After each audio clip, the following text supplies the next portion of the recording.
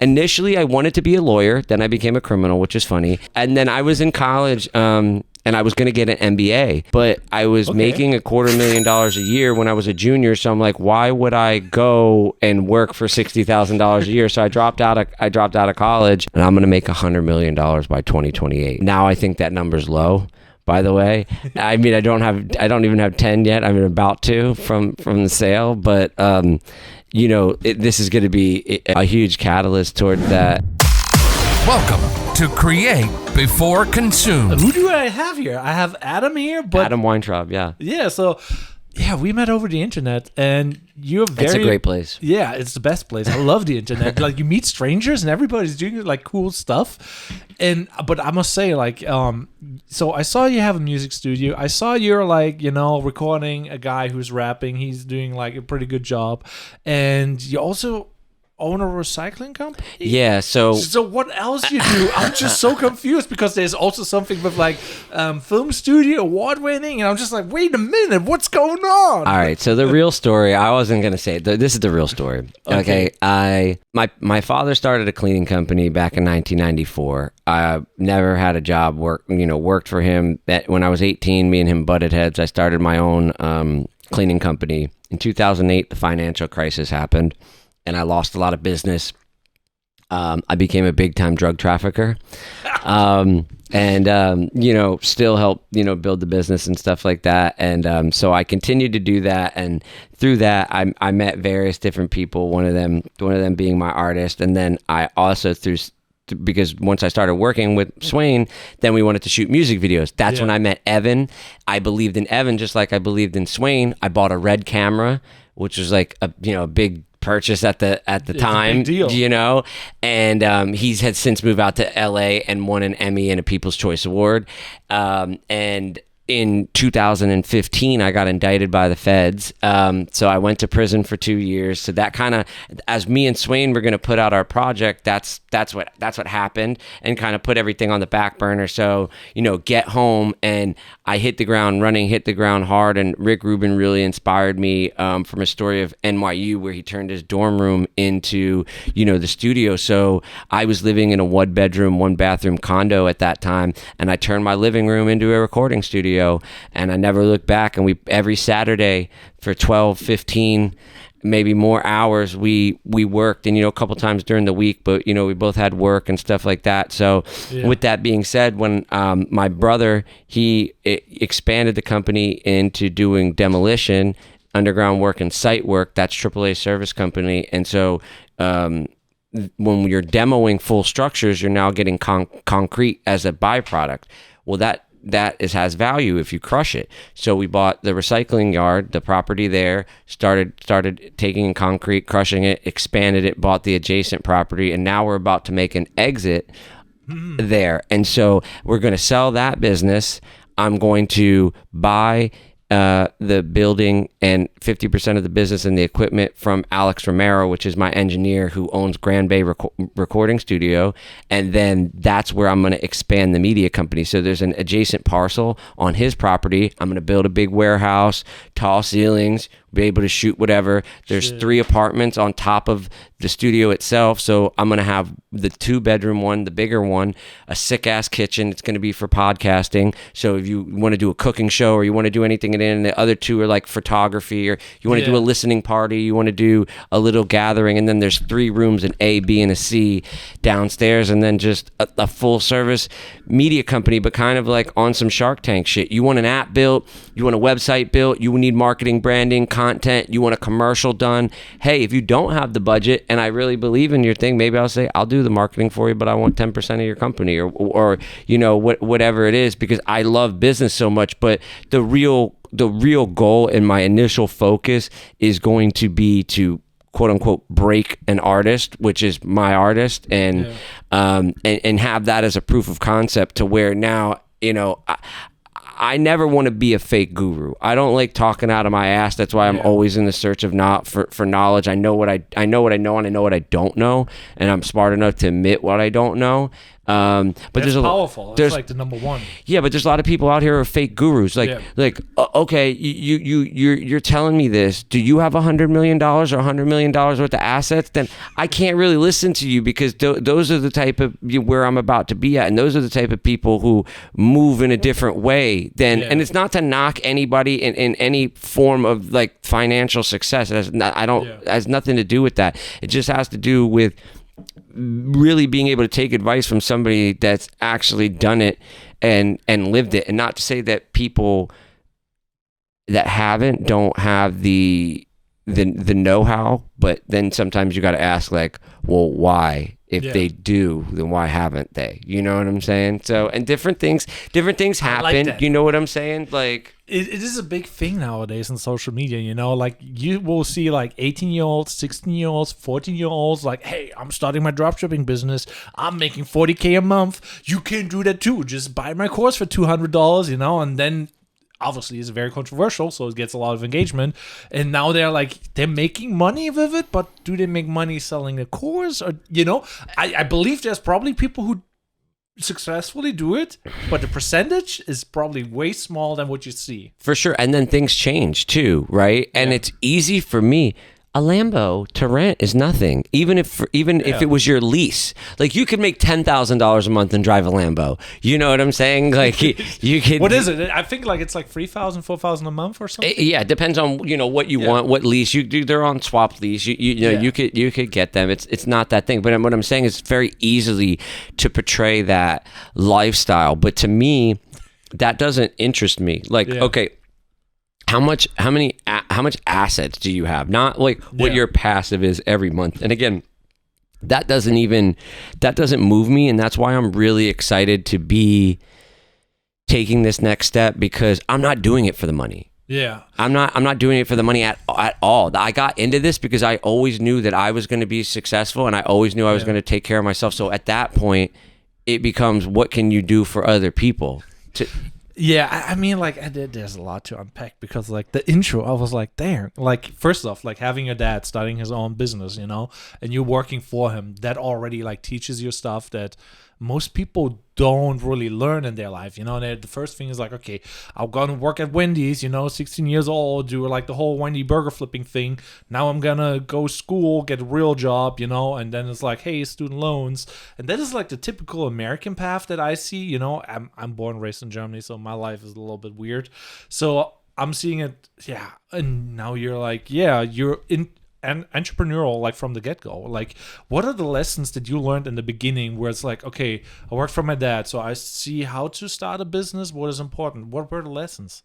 I think the main lesson is, and this is why it's very hard for people to be an entrepreneur, some people, it's all on you. And that's deep. And like, so there's no screwing up. There's no, like, you're gonna mess up or whatever, but like ultimately all the weight falls on your shoulder. You need to perform. It's like, I don't want to say it's a curse, but it's a gift and a curse for better lack of terms. And you have the most amount of freedom, but you have the most amount of pressure until you get to that point where your things are working for you passively. But taught me hard work, taught me the value of a dollar. If you're going to do anything, you know, do it the right way, do it, you know, consistently of a way, so you have a consistent level of quality too. Like, that's a big thing. You know, when we were cleaning offices, you know, and you miss something, you go back and you get it. You don't say, oh, it'll be all right. You know, so when you know your performance can make or break you, or get you to lose a client, you know, like if you don't get a shot right, you're not gonna, you know what I'm saying, get fired. But you know, different people are finicky. If I forget to empty that trash can, or I didn't clean behind something, you know, you could get fired like that, just because somebody could see, oh, they're not cleaning good here. Boom. So there's, you know, in different industries, there's different pressure on you. But yeah, for me, initially I wanted to be a lawyer, then I became a criminal, which is funny. And then goes hand in hand, yeah. And then I was in college, and I was going to get an MBA, but I was making $250,000 a year when I was a junior. So I'm like, why would I go and work for $60,000 a year? So I dropped out of college, and you know, my whole life transpired. And yeah, I can't even fathom what it would be. I don't even know why that was a thing. I think it was a thing again. Yeah. Neither my parents went to college. They thought that, oh, if you have a degree, it'll be easier. But I missed the window. Like when my mom's sister got a degree and her husband got a degree, that was in the 80s. When you got an MBA, that meant something, right? And you could go and get a job making a couple $100,000. I mean, you'd start off lower, but you know what I'm saying? You could be junior VP. You could get these titles. Do the dream, like yeah. Be. Exactly. And now you get an MBA and it's like you might not even be able to get a job with your MBA, you know, like. Yeah, they actually are getting rid now of the, you know, like the degree requirements for some jobs. It's like, there's like people like getting a master and stuff. And it's like, oh, you don't need it now? And it's like the weirdest thing. Like it's so expensive. And I'm just like, when I came to the US, that was like, I think 8 years ago, somewhere around there. And I'm basically like, okay, my degrees don't matter. I was an electrician, so fresh new start, you know. And my goal was like, I want to be independent, you know, self-employed, you know, have my own business. And that was like why I moved. So I break out of like my old habits with like applying for jobs. So I did everything from handyman to whatever, you know. I'm like, I gotta settle with master video, or I will not be successful in a way, you know. So I'm just like, damn, like school doesn't seem like, you know, worth the money nowadays. It's crazy. I think if you're doing something specialized, if you're an engineer, you're a doctor, you're a lawyer, you know, there's a few things that I do believe, but they could also be done via some form of a vocational school too. That's another thing, right? Because we deal with this a lot in the construction industry. There's these engineers and these people that never are in the field. Yeah. So like all of the thing that they are doing is kind of theory. Like it's based in science, but like they design something but don't understand why that would be a bad idea. Yeah. You know, they're plans and reality. Like my wife was in architecture, you know, and it's like, yeah, they are having all those grand ideas how the construction site looks like and should be like, and oh, now this is 2 inches over there. You know, stuff like that. Yeah. So but to the point of, I do think that school is good for certain reasons, but we could get deep and wear tinfoil hats and we could say that, you know, Rockefeller funded the school system to create obedient workers, and that's why they don't teach money in schools. You know, college is forming the minds of the future workforce, so they can control the narrative and they teach what they learn and what they don't learn, even regarding our history. So again, you know, I think the thirst for knowledge is great. Yeah. But if I was 5-6 years old and YouTube was what it is now, the amount of things, like, I don't have kids, but you know, when I do, like, I'm gonna weaponize them with that, not watching stupid fucking videos, you know. And like, but anything that you want to know, like, I don't know if you remember, it was a thing here because they got sold everywhere, the Encyclopedia Britannica. When you wanted to, you're like, oh, cheetah, what's this, something about cheetahs? And you'd have to go to see, and you'd go down and you're like, cheetahs, da-da-da-da, and it would give you a synopsis, maybe it'd have a picture or whatever. And so it's like, if you're into something, there's so much knowledge out there for you to get. So it's like why I don't really feel school is a necessity also, because I don't think that I really don't think, I don't want to say this. I'm trying to figure out a way to say this. If you can work for yourself, and I think a lot of people can. Yeah. You know what I'm saying? Like, trust me, I'm not saying everybody needs to. Or should. Some people can't. It's like, yeah, you know what I'm saying? And some people don't want the responsibility, and that's fine. But if you have something like what you're doing that drives you, why wouldn't you do that?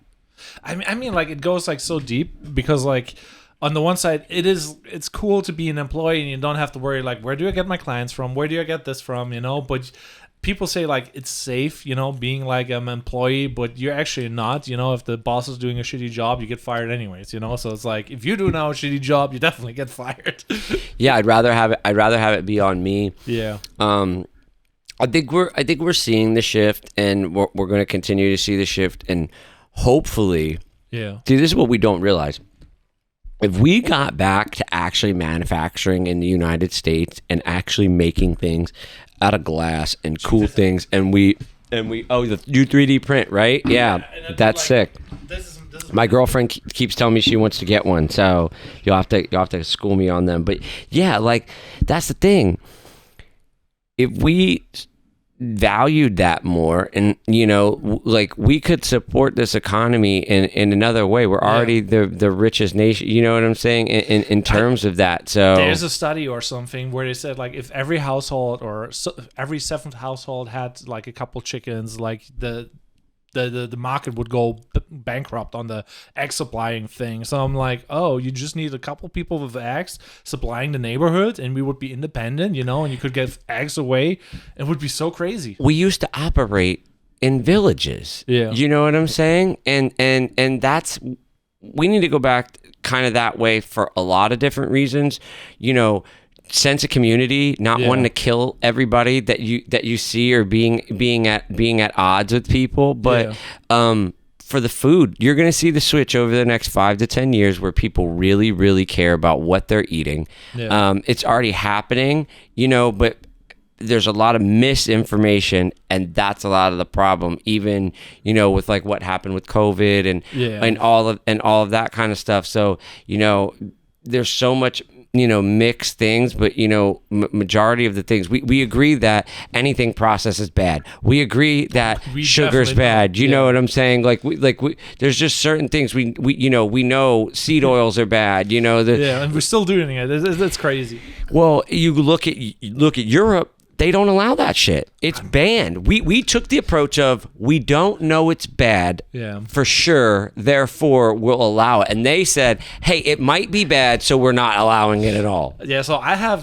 so it's not really Fury, but America is big on lobbying. So if you have a company, you're like, okay, here's a couple grand, let that slide, and we don't really want to have a rule because it's not confirmed, and it's really easy to make a decision like, oh yeah, it's not really scientifically proven. Why would we ban it? Yeah, they might have banned it, but it's like, yeah, we will see. No, listen, sugar's a carcinogen. You look up, there's some documentaries you can do a deep dive on sugar and how they did lobby to get to, it was going to be labeled a carcinogen. Same thing as tobacco, and same thing they did with tobacco. Oh, we got these counter studies, and we don't know. The tobacco companies fought for decades before they actually admitted it causing cancer, knowing it caused cancer the whole time. Yeah, so my 2 cents on that is like, because like it can be really misconstrued, like, okay, tinfoil hat, and all that jazz. I'm like, okay, use your own mind, make a logical decision, and think for yourself. Most people don't do that. They're just like, oh, everybody's eating it, so I'm eating it. But it's like, would the government tell you? They didn't tell you in Flint that the water is bad, so it's like, and they're still not really doing anything, so it's like, can you trust them? Probably not. It's your responsibility to think for yourself, and like, is it right or is it not? Most things like sugar, it's probably, if it's good, it's definitely not good for you. I don't think a lot of people think. I think a lot of people don't think the government lied to you, and it's like, guys, there's so many instances here, like just. Like the big ones, like, false flags like the Gulf of Tonkin. The CIA used to move cocaine to fund the Contras. We still don't know what happened to JFK. We still don't know anything about aliens. We don't know what happened with Epstein. Like again, these are just a couple of things that I'm thinking of off the top of my head that are like, dude, how is this not something where like what the fuck is going on every day?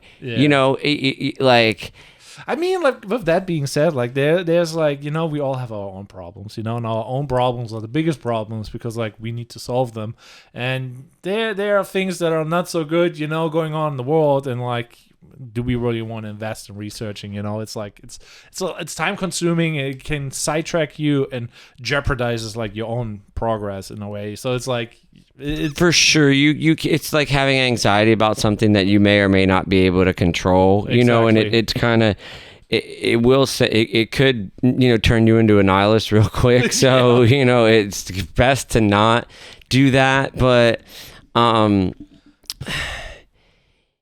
I don't much care, and I don't mean it like this, but I don't much care about what is going on around the world if that's not going to affect us. I mean, I love everybody. I don't have anything, but we have problems here.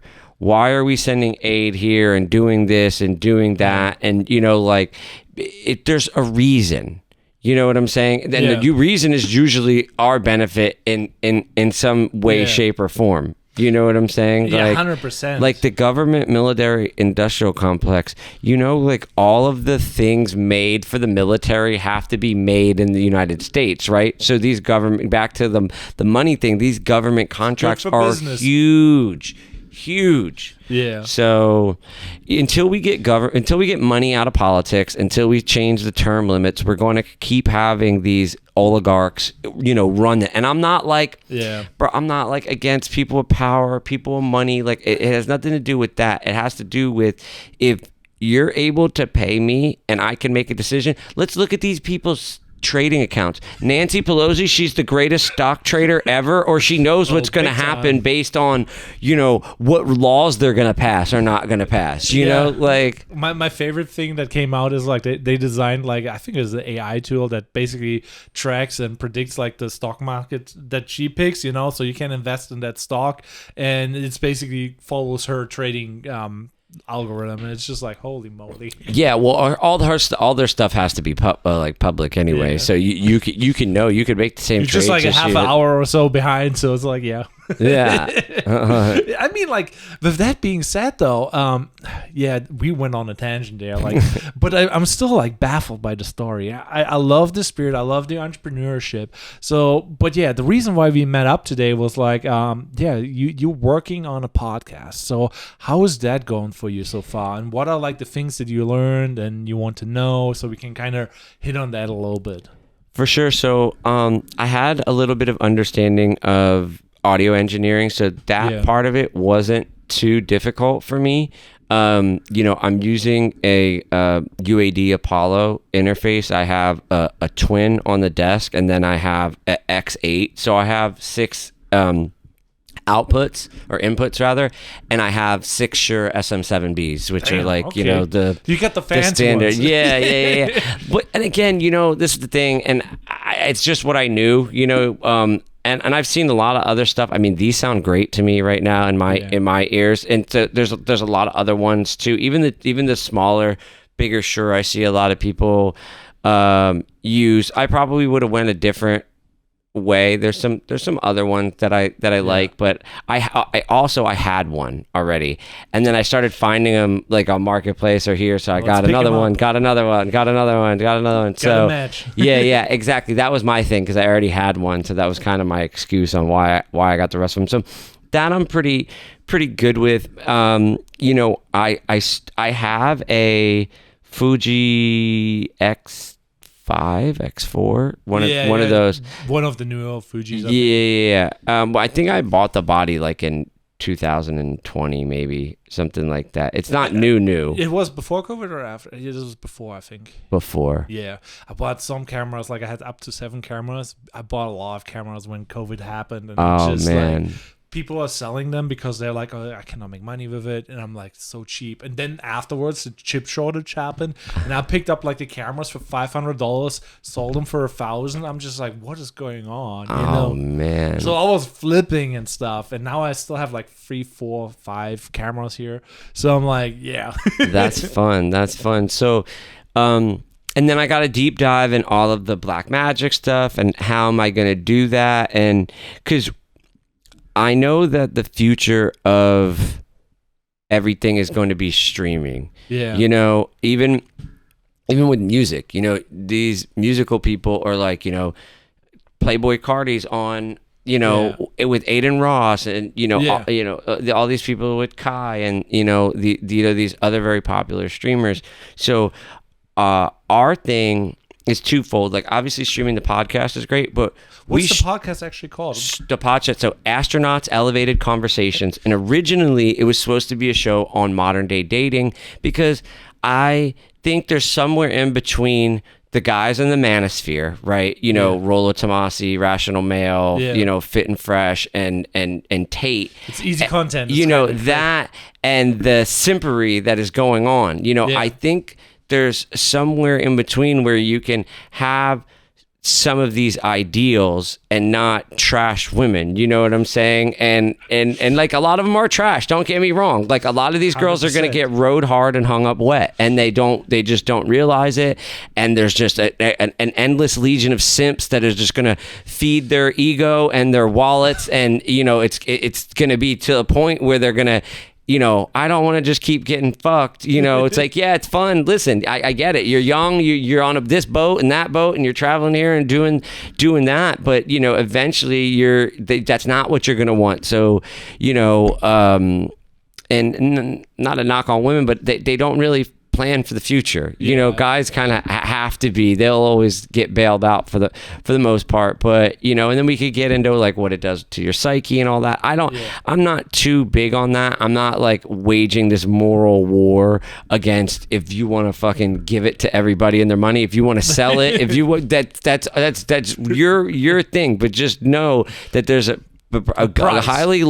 high likelihood that later on down the line you're not going to be as desirable. You know what I'm saying? So becomes dark and cold very quick, I would say. So it's like, so as a photographer and videographer, sometimes I shoot OnlyFans girls, it's usually it's kind of funny because they have like a safe for work YouTube, to promote their OnlyFans. So OnlyFans TV is where they host like their science shows, their whatever shows, and they're just like having basically a YouTube channel that is safe for work to promote the not safe for work stuff. What is like bonkers? I'm just like, yeah. But I'm like, I wouldn't recommend that to anybody because like you said, they don't think that far ahead. It's like you will feel lonely. You have money, but people don't forget. The internet is like not forgetful at all.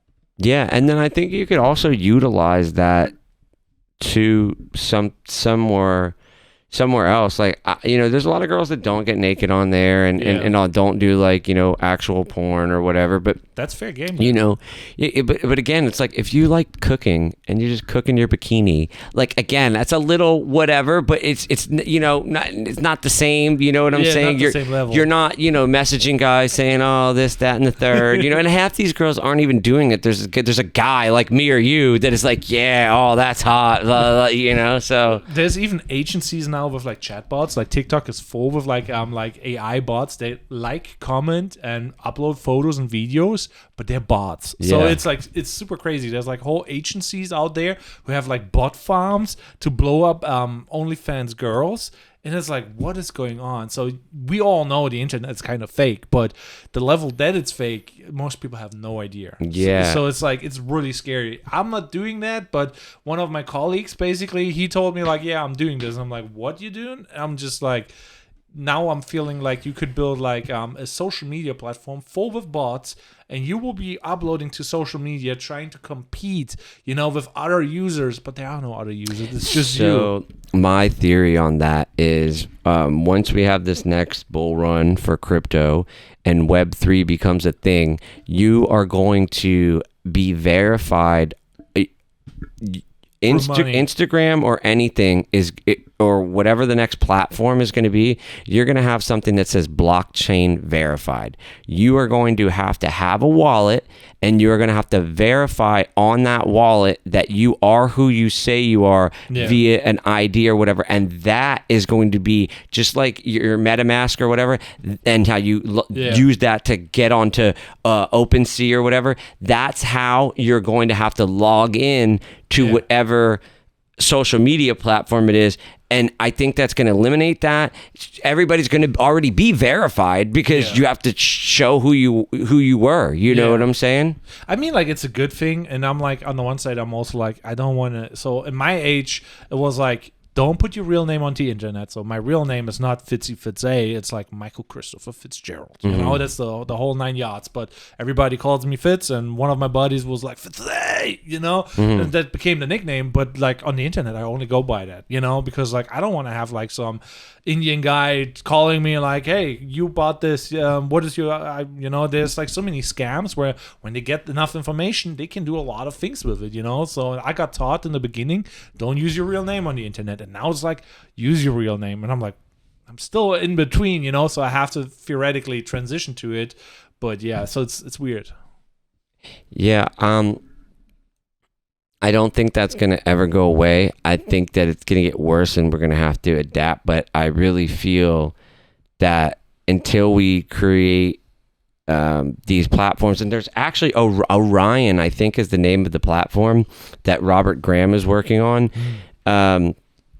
And that is going to be based on that, and then also not censored. Like, dude, Instagram's a fucking joke, okay? Facebook's a joke. YouTube ain't far behind them. You know, TikTok is a super joke, like, for a lot of reasons. But, yeah, like, my artist wasn't even smoking, was, like, made a video of, like, icing a bong or something like that, like, showing, like, hey, this is how to...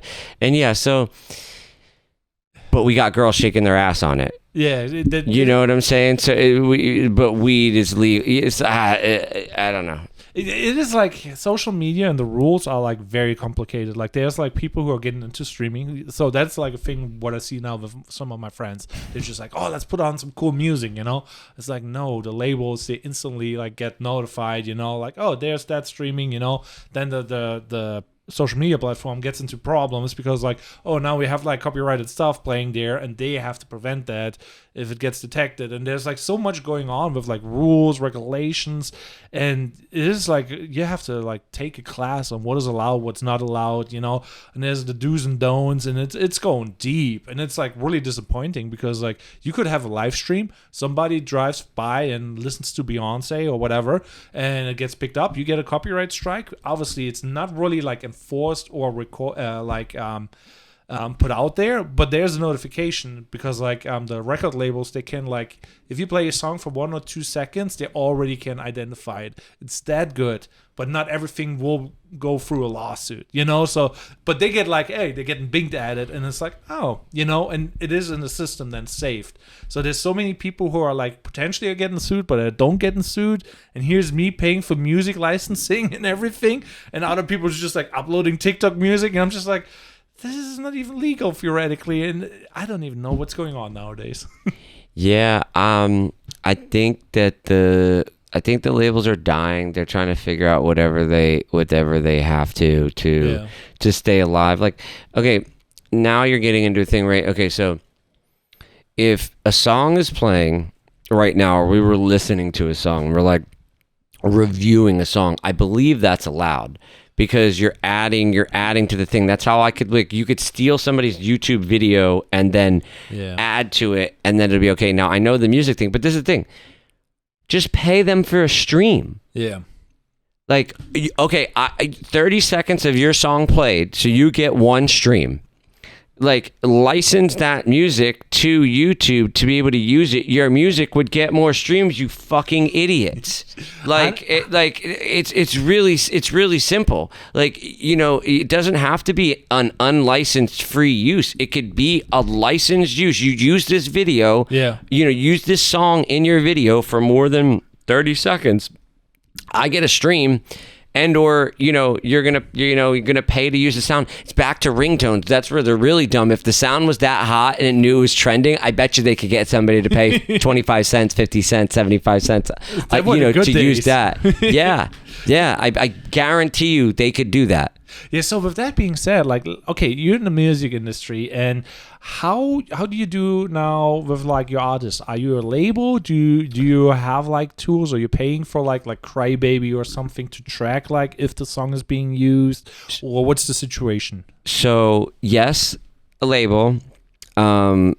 We currently, I'm only working with Swain currently. Yeah. As I expand, once I sell, I'm gonna have an A&R and going to expand into a different bridge of artists we do have analytic things. We self-distribute through DistroKid. There's a bunch of different ones that you can use. They have, all the different analytics on there. You have a Spotify artist account. You have an Apple artist account. Where you can go and change these things and look at these different these data points, which is really all you need. And there's other ones. There's United Masters. There's CD Baby. There's Symphonic, there's a bunch of other simple ones. They even have like World Stars got their own distro now. Like, I'm trying to think. I just saw one that had like a distro that was so weird. They have a distro service, but there's a bunch of them. There's a guy that actually reviews all the pros and cons of them, and so I understood when I got home from prison, and actually even in prison, I read, I think, Jab Jab Punch from Gary Vee. Damn, Gary made it to prison. Yeah. You can send in books, right? So from Amazon you could send in. Yeah, I read some amazing books when I was away. So let's go into that, because like I'm kind of like, what? Like you can I hear like in American prisons it's kind of rough, so it depends. So I was in federal prison, so it's a little bit bougie. I was in the lowest bougie. I was in the lowest custody, which is camp, which is considered community custody because they send us out to work. So you have camp, low, medium, penitentiary. Now, if you're a child molester, the lowest you can get is a low. Yeah. So, and then depending on the length of your sentence, you might have to be at a low or a medium. Like if you got 11 years, you're probably going to go to a medium right away. Yeah. And when you get higher up in those, you have less freedom and more what's called prison politics. So meaning, gang related, things, people who are, a certain way, and, there's a, certain code that even you have to come up to speed in, like living around other people. You know what I'm saying? Like, you gotta basically make the relationships work for themselves. So it's like, not that you're like, getting shanked or whatever. But with that being said, like, so you read Gary Vee, Jab Jab Jab. So you're basically like in prison now, and you cannot implement it. Or what were the things that you could implement? And I was fired up when I read that book. I had the audiobook, so I'm just like, I listened to that and I'm like, whoa, I could do that. That makes sense. I should do this. And I'm just like. It took me forever to implement, and now I'm like 3 years later, and I'm like, I think like I'm still not at 100% of like what he preaches, so I could still put out more. And that book is like, damn. Yeah, I probably need to read it again. And so, we took a little bit of break from the content side of things to focus really on the music. 'Cause the music's like the show, right? Yeah. And that's going to be part of the live stream. It's like you're going to be able to see us make the song right there. And same thing as the podcast. There, certain parts are going to be more interesting than other parts, but you're going to get to see that like we made this thing from scratch. A lot of the stuff that he does is freestyles, is not written. But back to the book. So. They could imprison me, but they cannot imprison my mind or my body. Like they can put me in a place. So what did I do? I worked out. I went into prison. I was a big boy. I was 200 pounds. All right. On my frame, I'm 5'7", so I'm not particularly tall. And so I came out, 8% body fat, ripped, really, really healthy. And then I got put onto a lot of positive visualization books and law of attraction and like the Secret, right? So the lady that wrote The Secret, she quotes all the books that I read. I read the books that made that book. So they're a little bit harder to read, but a lot of Napoleon Hill stuff, Think and Grow Rich, In Tune with the Infinite. So I read this book called The Prosperity Bible, and it's actually 18 different books all in there, all around this like new age thinking that was kind of like around the time of our forefathers and a little bit after, and then kind of got squashed during the 1920s in our industrial revolution, I think, because they didn't want people thinking that way, you know? I mean, like, that goes so deep, you know? Like, I don't know how your upbringing was, you know? So my upbringing was a little bit rough. But I did not have like an entrepreneurial father. I didn't have a father at all. So I had to always everything I did is like self-taught, and that is not the most efficient way. You know, I never had mentors, and I should have taken some mentors so I can accelerate and learn faster. But now I'm just like, dang, the mindset is screwed up, you know? And now I'm like, okay, I realized that. So I was reading Napoleon Hill too, and like all those books, you know? And I'm like, I need to change my mindset, because mindset is everything. And most people underestimate that, like big time. Shout out Paul Sattler.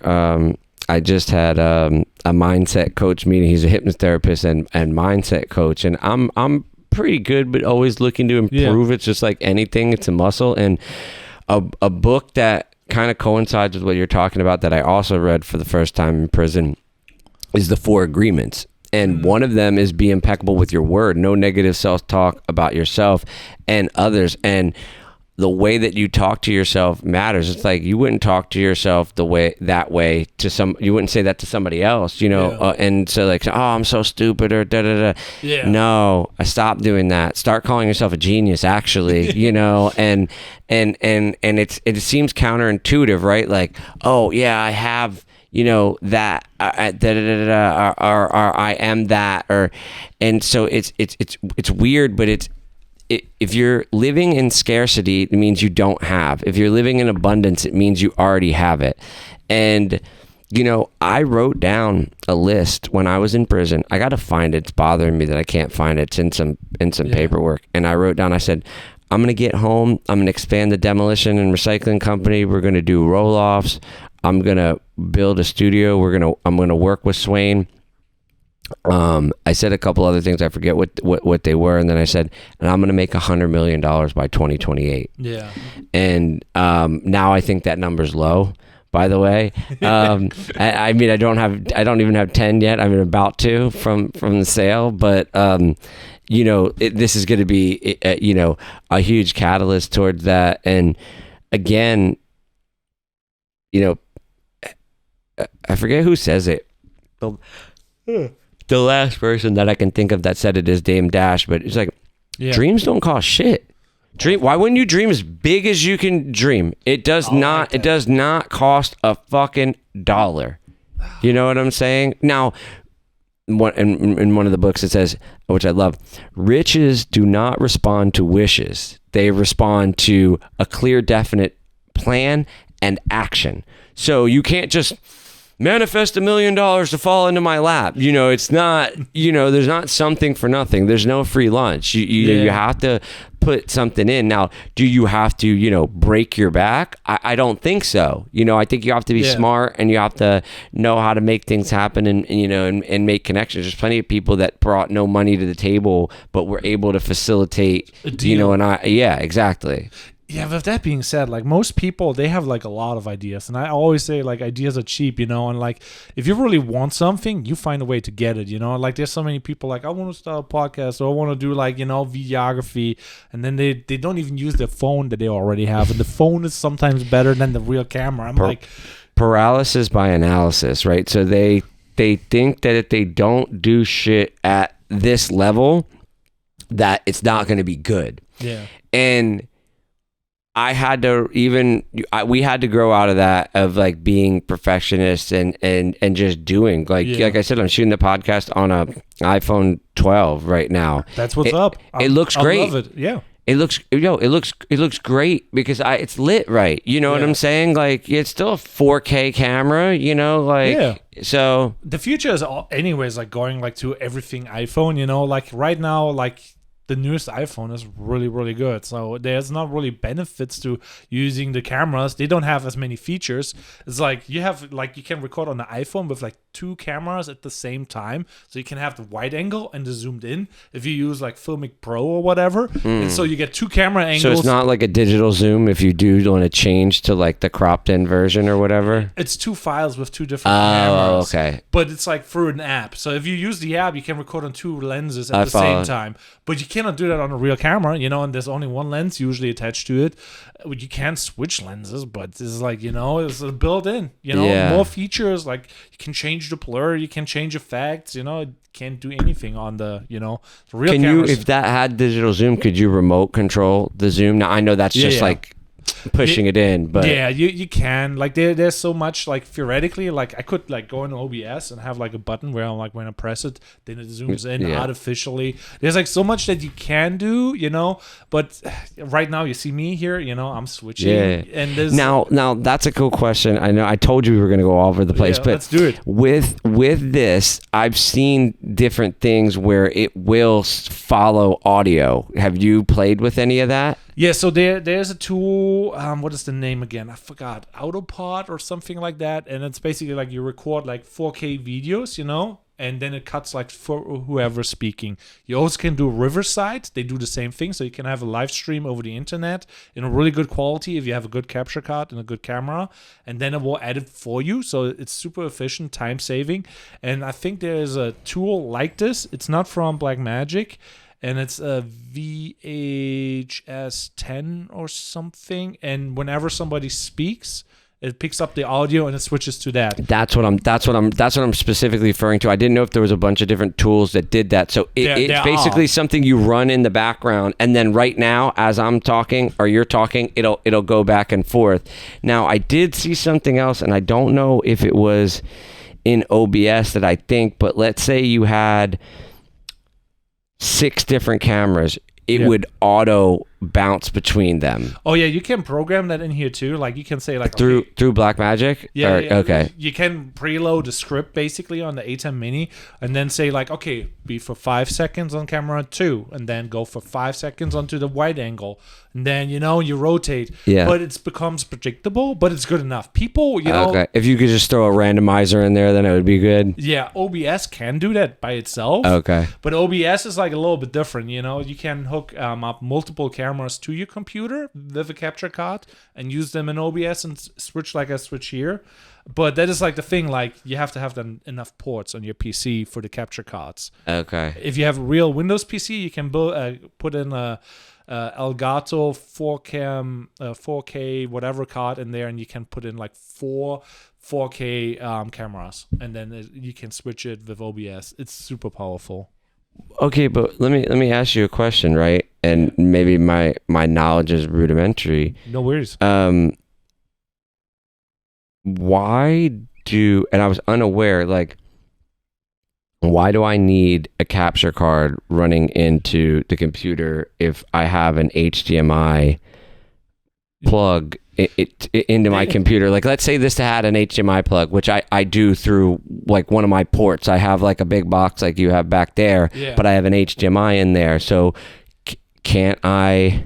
So the problem with that is, like, right now, the output from this switcher goes into my capture card. Mm-hmm. And the other ports that you see on this box, they're output, not input. So even if you have the outputs, that's for monitors. It's not for putting in. So you need capture cards so that you can put signals into it. Right now, there's only one signal going in, and the signal is whatever I'm switching here. If I had multiple capture cards and all the cameras are running now over the table to this computer, then I could switch here with like switch transitions, So you can't control the camera switching from that unless you're using the Blackmagic app. No, OBS. No, for the automatic. Yeah. Well, I'm even just to switch, or can you switch from OBS? Yeah. Or no? Because I thought you were saying you would need all the cameras plugged in there to switch. You can use OBS if everything connects directly to capture cards. Then you can use OBS. You also could, if you have one camera, you can design like different scenes. Here, look at that. I'm like, when I press here, then you see this is now my desktop. So now I can switch to the desktop, and then I can switch back to here. So I can build different scenes with whatever goes in here. And right now there's only one plug going in there, and that is the pre-switcher. Yeah, that's why I wanted to get the bigger one too, because I want to be able to have, my computer screen on one of them. I wanted to be able to have an out for, a display on one of them. What? Oh, yeah. So You have that set up like that? Yeah, so you also can like it gets complicated with that type of stuff because like there's millions of ways, because like as soon as you have enough tools, you can make up ways, solve the problem creatively, or you do it conventionally, like what you want to do with like, oh, let's get a lot of ports, versus like going into this thing, going back into there, and then from there to this, Yeah. That's where I'm like kind of I play with that because like, okay, I'm very resourceful. Yeah, no, I like that, and I think that's cool. For me, I'd have to become an expert in it, so it's easier for me to be like, okay, I know this to this is simple. It makes sense. You know what I'm saying? Like again, I could figure all this stuff out. But it's what makes your workflow that as easy as you can. You know what I'm saying? I mean, like that is like because you're in business, and that is like one of the rules. It needs to be easy, needs to be, always the same. And that is a thing where I'm struggling with. Like when I go to other people, I can do all sorts of things, but if I have to send out somebody else, they probably cannot set up an ATEM with an OBS. They only can do one thing. What is good enough, but it's like, if now you want to live stream with a different software, it's like it becomes really complicated. And you're right, it's always better to have one system that never changes. Then you can optimize and become more efficient and nail it. Speaking of all of the tools of the trade, something I see over there, those are like the Hollylands. Are those Hollylands? I can't tell what the wireless transmitter. Yeah. They're ASONs, and they're pretty cool. Yeah. Well, let me also. So I could do like let's say if I do a wrestling show. Oh, that's sick. So I could put that on the gimbal, and then like walk around and stream to the switcher, I like this got SDI and HDMI. And this what does this slide onto? Well, you have to build a rig. Oh, okay. It's on no plug and play shit. Come on. Yeah, no. Is that how the Hollylands are too? Like, I'm not sure. I never played with them. I know what they do, but same thing. It's like same thing. The quality is up. But this isn't. This is just a transmitter, right? Transmitter, receiver, or other way around. It doesn't really matter. Oh, really? Yeah, it matters, but I don't know which one you're holding right now. Oh, okay. Because they look so similar. Well, they say the same thing too. Yeah, on the side one it says like transmitter. Really? Yeah, somewhere there. You should know. I think this is. Do you have two of the same thing? No. Receiver, transmitter. Okay, I see it. But they're cool because like when you throw that on a on a gimbal, and then you send it around, it goes like 400 meters or something like that. It's crazy. You can walk around and like, oh, I got a cool shot, switch to the cool shot. Now I'm live in action. You can build like really cool concepts with that. This is like 1080, 60 FPS. The Holy Land, they have now a 4K version, that is like $600-700. It's the newer one. This is a little bit older, but it's still good enough for government's work.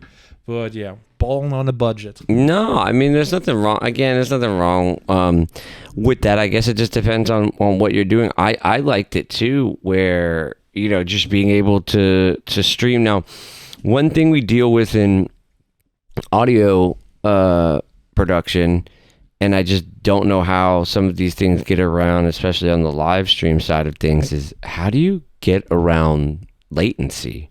Like latency is a big deal, and that is like usually a problem for certain things. So that's like the quality is lower on them, but they have a really fast latency. So it's like super fast.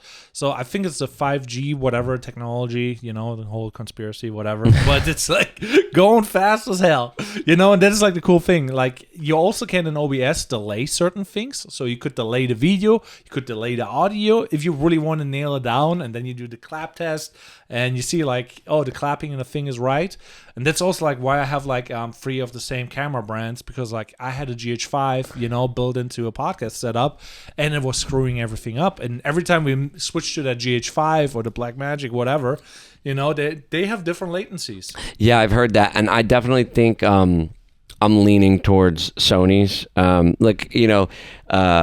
It's like what is affordable, I think. Like, like if it's affordable. I think it's like bang for the features too. He was saying like, the autofocus is a big deal. And he's like, you get a Blackmagic Cine. He's like, those don't do that. So it's like, you're going to want that to be able to adjust properly on the fly, especially for like a set it and forget it situation type of thing. Even if you have somebody doing the switching, you need somebody fucking with a focus too, you know what I'm saying? So yeah, so I mean, like if you get an experienced guy, they can do everything. Like that's why I'm like old school film companies. I'm not the biggest fan, so I'm kind of that like Casey Neistat, do it yourself, do everything. Where there's like, oh, you need a gripper, you need to have like all those people, focus pull and whatever. Nowadays, you can do everything by yourself and make more profits. What is like the new school versus old school? Old school, yeah. I don't want to bring myself in hot water. No, I think there's a balance between both of them. Obviously, I don't know. I know people in the industry, and I think it depends on what size project you work on, obviously, right? 100%. Most of the time I think you just need you and a grip, like even obviously you have people that help you on projects, so do you need that and a grip and a lighting guy and then a guy to get sandwiches or whatever, the big production we need like the whole team. No, I don't I feel like it's a weird time because like all the tools are available, and there's no AI, and like, oh, I can have an AI editor, so I don't need an editor theoretically. It's still not 100% there, but it's like everything is becoming easier and easier. Each tool does more and more, like even like in sound design, what you're mixing, producing, that are like free jobs by itself, or like distribution and everything that were back in the days separate jobs. Now everything is like, oh, you want that job too? Here you go. There's a new tool, new feature, Is it really good as an expert that is dedicated? Obviously, probably not. But I feel like the videography, like even the clients nowadays, they're just like, oh yeah, I'm editing my own video, and it's performing decently. And then there's a production company that's spent $10,000 on the video and it performs worse than somebody doing a story, like having a real moment, and it's like creativity beats like the high production professional all the time, and it's like, oh, do you really need that now? That's where I'm kind of like leaning, so I'm like, I want to be more original and creative, and that is the hardest part. Obviously I haven't figured it out completely, so I think that starts with just continuing to be yourself, being your most authentic self and figuring out what, I don't want to say character, but what character expands that. Like you're Fitzy, right? But like what's like, what's that like on steroids? You know what I'm saying? It's like, I'm pretty wild, I'm pretty out there just myself, so I don't really need to go out there, but some people do, right? Because let's just face it, they might be super talented, but they're just not that interesting. And that is usually like the videographer I cannot talk anymore, but basically they're like OPs and whatever, and I'm just like, whoa, creative director, and you're doing amazing, the picture looks amazing, but it's like they don't have the YouTube channel, they don't have that, they're just so dedicated on one thing versus like, having one thing mastered, or like multiple things not mastered, I mean. Yeah, for sure. And I mean, that's why like building your personal brand is important in the sense that it's important to work on yourself as a person, right? Like not like just, everybody needs to know my name, but I think we're bringing up a generation right now which is very like, oh, you have anxiety, you don't like being around people. It's like, no, fix your problems, figure it. I'm not saying that those aren't legitimate things and whatever, but majority of them are caused by some form of childhood trauma or some type of PTSD. And you're going to need to do work to unfuck yourself. Like it just is what it is. Some people have to do more work than others. Some people don't know where to start to do the work, but and like, sure, there's people who have a touch of the tism or who are, whatever, and then life's not fair in a way. It's like, no, I'm just saying that might be not as social for different biological reasons, right? But there's no it's just like anything. Like you were saying, they might be good in one thing, but not good in another. It's like, Yeah. you need to be trained on how to talk to the press. Yeah. Like... I always say, like, it's like, when you play poker, you got a hand dealt, that's your hand. It's like, gotta make the best out of it. It could be all shit, but if you play it right, you maybe win the pot. Yeah. Except I hate don't. This is the most risky thing to do, and I love to do it when I'm playing poker. But it's like, all right, the flop comes out and it's fucking, the ace and 9, and you got shit, but you're like, hey, let me go all in. He's either got the aces and he's gonna call and I'm fucked, or I just took it down, Yeah. So I mean, like, it works if nobody has it. Yeah, for sure. It works 100% of the time, some of the time. So it's not easy, but I feel like you're right with that. We kind of have to master ourselves. So with that development, though, you went like through the whole jail thing. So how you feel like afterwards? Like, I had a job in an apprenticeship where I became an electrician. It was shitty, and I'm like, nothing could be worse than that. That was the mindset. Do you have that now, where it's like, okay, no matter what happens now, the next thing, whatever, I've had that for kind of a long time, I think, but yeah, it's not that it was particularly bad. It's just that when you don't have a choice, I don't feel as bad.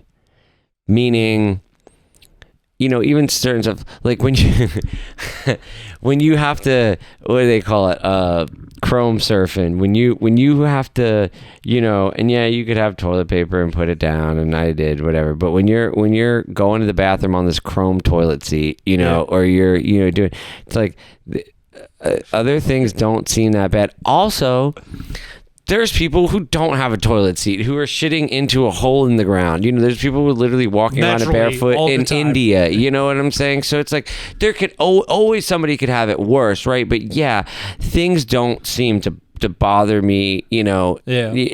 And not that I was like a extremely bothered person, but listen. Ultimately, it was a very positive experience for me. I tell people, you could choose right now to be a monk, right? Yeah. You go up to the monastery and your life could be all that. But the difference is you did that by choice. They took me by force. So now I did the same thing. I read, I expanded my mind, I worked on my body. I thought a lot about things that I've done, and I wasn't a bad guy. Yeah. I was a businessman. I would have been praised if I wasn't selling drugs. If I was drop shipping, people would be like, "Oh, this guy's the best fucking drop shipper." Da, da, da, da, da. I sold drugs. Pay the taxes. Yeah.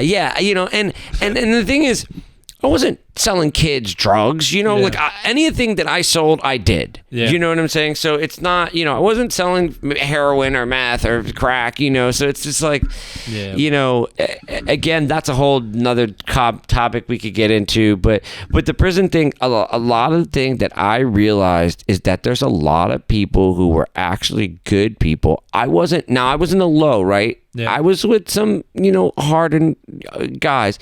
A lot of people did one wrong thing, they got caught up, or they were just trying to make some money for their family, and they're in prison, and it's a joke because these people, prison means you really, right? You're a threat to society. Yeah. I'm not a threat to society. I never was. I never had a violent crime. I've only been arrested one time in my whole life, which was, I mean, a big arrest. But, at any rate, like a lot of the people I met were just good people. They did something, or they thought they could make a quick buck, and didn't maybe know or even think about the consequences. Yeah. I mean, like, good and bad and all that, it's all relative. Like, I mean, like, if we have a choice, we're obviously doing the right thing, all the time. But for the current situation, what you do is the right choice, Like, you kind of push in a situation, and then, like, you do this thing or this thing. This is probably bad. This is less bad. Then you do the less bad, but it's still bad, So it's like, yeah. But I don't want to talk too much about, like, all the bad stuff, because, like, that doesn't do you justice with, like, with, like, building the business and everything and having all those goals. And it wasn't bad. I had a fucking ball. Yeah. Like I really did. I really did. It was hard, but it was, I think you were saying, like, talking about like reading, it gave me a chance to like harness all of that energy towards like, hey, this is what I'm doing, you know, when I'm getting home. Because you're like, oh, you got to read Gary's book and couldn't do anything about it. I'm like, yeah, but I like, that gave me, you know, chances to plan and to do that. And that's what I tell people, like, look, let's say you're dead ass broke, but you have a phone. You can't afford to go to the studio. You can't do that. You can do something. Let's say your phone is even too bad to like record a video.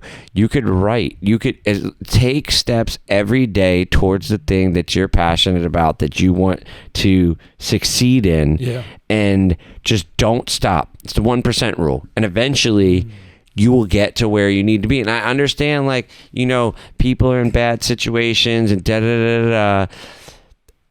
but you got to stop playing victim mentality. You know, I've been there at points in my life, and I've been pretty much successful my whole life, you know, but like, you're not going to get anywhere like, woe is me, and oh, well, you know, I want to do that. Like you're saying to your friends, oh, I want to start a channel, I want to do this, but this consistency and discipline beat everything. If you're just disciplined, oh, I don't want to do it, but you're disciplined, so you do it. And again, that creates the consistency. And, you know, Gary talks about this a lot. Your fan base is, you might not get the fan base that's got all the fancy cool shit, right? Because they're like, oh, we watch top tier, but you're going to get people, and they're going to see you grow. They're going to see you get better. They're going to forgive you for not being the top, the professional. But again, like, if you're honest about not, I know everything and you should listen to me, and this is why I could tell you how to be a better businessman. You know, it's like, that you know, unless you have the accolades for me to, you know, listen to you, and then even then, right? Yeah. There's I forget who said this.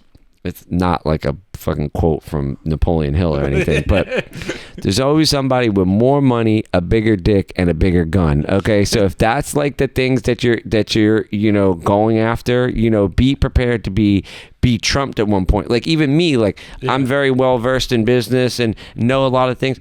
There's somebody that could be like, you know, shit on me, and not even just in the form of money, and maybe the form of like understanding, because they've actually done these things. Hey, I built fucking 10 8-figure businesses, you know, like there's ways to operate on different levels, and different knowing that comes with that different form of technology, of knowledge, of all of these things. So so I have now a question, because like, if you would start over, what business would you pick up? Because like right now, it's a weird time, you know. I don't know if you follow the news. There was basically Sona, or whatever it's called, new AI tool. You put in a prompt, you get a 1-minute video, really high quality. If you would not know it's AI, you would have to look for it and figure out that it's AI, and it's that good. So you should look it up on the phone. It's crazy. Really? It's that crazy. Like last year, you got to pay for it. It's not out yet, but it's like Sam Altman basically.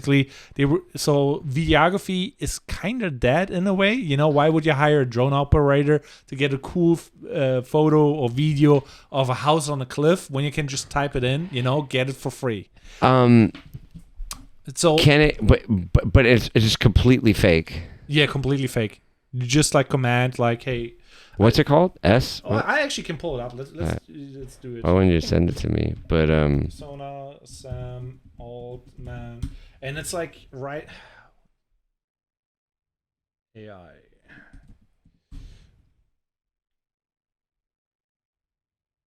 Where? Side note: I smell. Oh yeah, here. Look at that. Here, it's just like a random one that just popped up.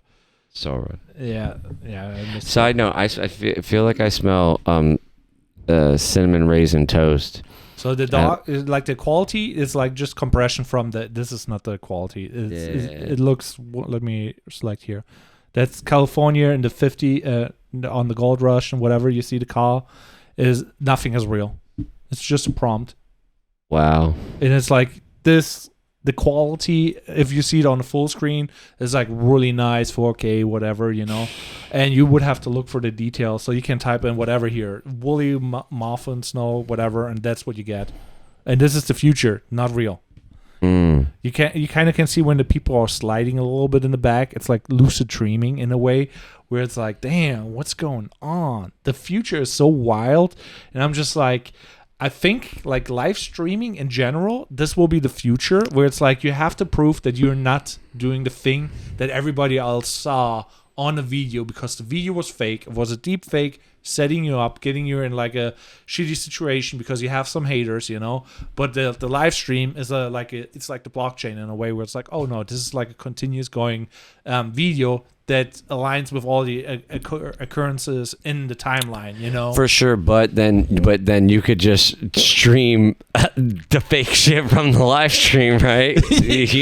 I mean, like at one point it would like interfere with people's videos, because like everybody's like kind of intertwined, when one person meets the other person, now there's two people in one video, and that would like, oh yeah, but it's like for deep fakes, we kind of need more and more video documenting every movement, because it's so easy with deep fakes to fake anything nowadays. You know what I mean? That's obviously Doc. And then we could get the tinfoil hats on, and we could say it's actually, China and Russia doing that stuff, so we attack each other, and realistically, the major problem, even more for deep fakes, like we could get that verified, like the president could come out and put out a tweet, or maybe not, maybe then they hack that on top of putting out the deep fake, and they're like, yeah, I said it, but is shutting down the internet and or the power grid. That's the main thing. It's 2 weeks and people will be out here fucking shooting each other. But the thing that I was like trying to talk about is like, what would you start over? Like if you would have to start over a business, and with like your skills, how would you scale it? What would be your game plan? If you would pick something up and like, let's say, okay, we got to rebuild an industry or. So there's a couple of different options. I follow this one guy from around here, like Mission Side Hustle, and a lot of it would be flips. I think there's a lot of money to be made on the internet. So let me get that straight. I don't know the, all ins and outs. I see a lot of people, you can get certified by Google, and, there's a lot of these people who are subscribing to this digital nomad life and, live in this country, and you can make money and do it tax-free. And there's, there's a lot of people that I follow that there are, online resources where you could make a really good living. I'm a little bit more old school. I'm a real hustler, so I think Facebook Marketplace and garage sales, I know that's like a Gary Vee thing, but then followed by like a service industry. Like it depends on what type of resources you have, right? But you can mow lawns, right? You could clean somebody's office. You could just go there and be like, hey, I really want to do it. I'll clean your office. What are you paying your people now? I don't like that for a reason, because we were licensed insurance bonded, like legitimate companies, not just some guy with a vacuum or whatever. So, I would say, but yeah, if it was like straight from a dig, I would do the thing where you go to stores, you find the discounted stuff, right, and you can just scan it. So flipping. Yeah, flipping, some form of flipping, but there's different ways to do it. Like some you could scan and then you send to the drop shipper in Amazon, and then it just they'll pay you for it right now. Like I know a guy, he's buying the Stanley Cups, right? Yeah. That everybody's flipping out about. He's buying them, and the drop shipper's giving him like $175 or $150 per thing just off top. What the hell? Yeah. I'm just like, sometimes I'm like, that stuff makes no sense. I'm like, the damn cup that much? I'm like, I don't know where those people live. Like it's on Facebook, you see it in the videos, like people going crazy. I'm like, I wouldn't go crazy. And then you look around, everything seems normal, but somewhere out there they are. And again, I think all of that is like manufactured hype, like I was, I don't haven't seen that shit since like Black Friday. And they don't even do that. They all Black Fridays are safe zones. We used to get to fucking there at 4:00 in the morning, like I remember having some good Black Fridays, and there was actual deals. Like now they don't. But Yeah, I don't like. It's a status symbol. I think poor people are so obsessed with status symbols, and I think when you get rich, you stop caring less and less about it. Like, don't get it twisted. Like, I'm still like, my next vehicle is probably going to be a Maybach truck, and after that's going to be a Rolls Royce Cullinan. But you know, so you're a big car guy, or no, I'm not a big car guy. It's like a trophy thing for me. It's like, I just said that I would get it. I might get it and might hate it. You know, I don't know. You know, so but you would get a Maybach, and it's like, I don't know if I like it, but let's see. Well, okay. So let me preface that by saying, it's between a couple different cars, right? So you know, you have like I like the Cadillac Escalade, but the Cadillac Escalade is like 150, 175,000, and the Maybach truck is 200. So it's like, why would I spend 175 on a Cadillac when I could pay 200 and get the Mercedes? So that's the only reason why I was even talking about that. But even the same thing, Range Rovers, 150, 175, G-Wagon, more than the Maybach truck, you know, because of like supply and demand. I think, I mean, I'm sure you can get some like around 200 or whatever, but no, not a big car guy. But I believe I believe in two things. I believe you should wake up every day and like the space that you live in, and even if you don't like you know, make it as nice as you can make it to where you feel inspired being in your own home, and it's not like I don't want to be home thing, because then you're gonna go out and then you're probably gonna drink and do other dumb stuff. You know what I'm saying? Because I don't want to be home. You know, and so your home should be your oasis. And I think that you should be inspired. I drive a lot. I think that you should feel good. You should feel comfortable. So I'm for, you know, not breaking the bank, not being fiscally irresponsible, but having something that you feel inspired and is going to, you know, keep you in that mindset of abundance. Yeah, no, I love that. I love that. Like, having the right mindset, like we already said, is like really key. You had yesterday's. Let's talk a bit about your podcast again. You know, because you had that motivational. Is it mindset coach? Yeah, actually, hypnotherapy. I did it this morning. Oh, you did it this morning. Yeah. So they tried to tie. They tie an idea, and how that idea made you feel to certain things that may have happened in your past to rewire neural pathways. And so for me, it was, I dip tobacco from time to time, and I don't particularly like that it's a vice. I don't mind that I smoke cigars, but I don't smoke cigars in that frequency. And just, I felt like I was reaching for something. Like I wanted something. I don't know, like some people, I just want a coffee. I want a soda. Some people, it's food. I'm pretty dialed in on food. Yeah. I just want a little. I want a donut. I want something like snack. Like yeah. So you know, and I was just like trying to identify like where that was coming through, and so you know, they're walk you through different things, and it's like a muscle. Each session's going to be different. And then it's like, you know, you go to the gym and you get stronger. And you know, this is something, you know, not beating on my chest, but, you know, I believe that, you know, my mindset is pretty locked in, but I believe that we could always be performing better. So that's why I wanted to do it. And like, it was for that specific thing. And it wasn't even so much to quit. Yeah. It like, I want to be able to be like, oh, I want to dip. Cool.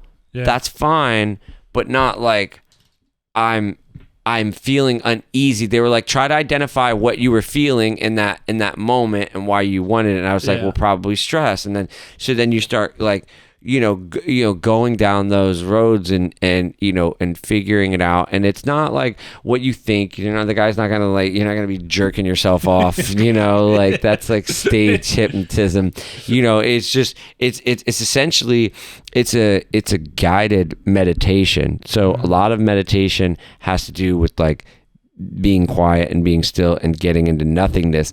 This is being still, but thinking. And I actually just watched Andrew Huberman talk about this, about, you know, Rick Rubin, Elon Musk. A lot of these people do that where they are completely still, but super focused. Yeah. You know? Yeah, that is like one of the biggest problems that I have, like having the focus, and discipline and all those things, like growing up in my household, it was like, it's not like the ideal environment. Now I kind of have to like, okay, we got to practice discipline. We got to practice being healthy. Got to practice doing the sports. All the, so many fronts. Some people don't know not being in the chaos. So the chaos makes it feel like home. You know what I'm saying? So it's kind of me. Yeah. No. And look, this is the thing. If it works and you're able to accomplish your goals, then fine. Yeah. But if you're like, I want to be over here, you can't get over there by more of the same. That's true. That's very true. Dang. Yeah, so now I'm kind of curious though, because like this podcast is about creating and consuming. So who do you consume, and what are the things that you're creating besides music? Because like you obviously probably do social media besides Instagram. Like, what are the tools that you're using, what you like and what you don't like? I'm really not. Like, I'm just kind of getting focused into that. I've been studying it for a long time, and I haven't been practicing it because we now have a new era of music that we're making that we're going to start really rolling out. So I've been paying attention. Yeah. I haven't been putting anything into practice, so I can't say like, oh, I like this, I like that. I'm trying to think. You mentioned something before that about okay. So like literally, like if I go on, so I use both Spotify and Apple Music. Okay. So before this, I was listening to Rick Ross, like Drug Dealer's Dream, but that was very old. So I got Tanner Adele, which is, she's got a song Buckle Bunny. So I was gonna play this, but it's gonna get flagged if it goes on YouTube. But whatever. So a little guitar picking. Okay.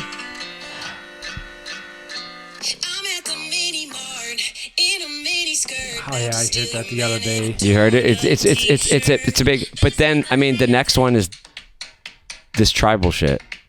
Okay.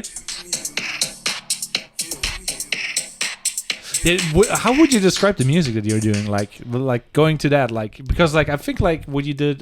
What is his name again? Swain. Yeah. We also did not talk about how did you meet him? Why why? Yeah, we can go with it. Yeah. So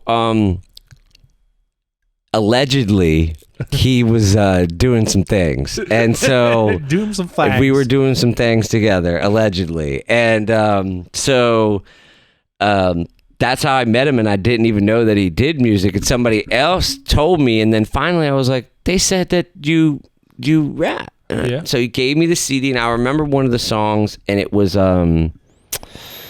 Forever Young. Jay-Z had did a cover, and he got on that beat. I probably still have the CD somewhere. Yeah. And I studied music. Like, I love music. I was up on all different type of stuff, and like my dad, like I said, he was at Woodstock, so I grew up listening to disco and everything, the Doors, and just all these influence. Yeah. So, but then I fell in love with rap music, but I mean I listened to alternative, like I listened to the best of the best, like whatever was good I listened to,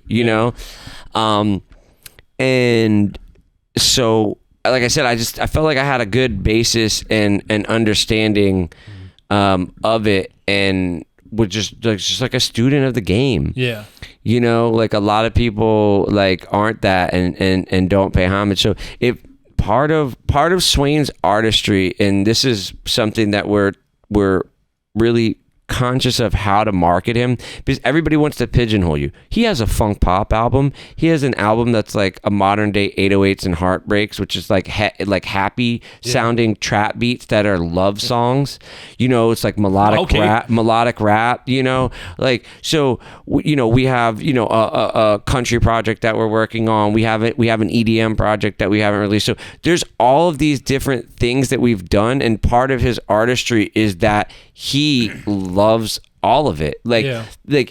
And this guy grew up listening to Michael Jackson's and Bone Thugs and Harmony. So you have like all of these, melodies, but rap styles, and like really, really studied this shit on on a level of, not only writing bars, and then got to the point where he truly believes that all music, especially probably the way that AI scripting and everything is going, is going to be created freestyling, which is live streaming. So, he might sit here and and he might not even say a word, right? Like he's really good. So a lot of times he does say words and it rhymes. It's perfect. But, a lot of the stuff that I'm showing people, they're like, oh, that's unfinished. Or like, yeah, because I'm showing you making the thing. You know what I'm saying? And we'll figure out a way to be like,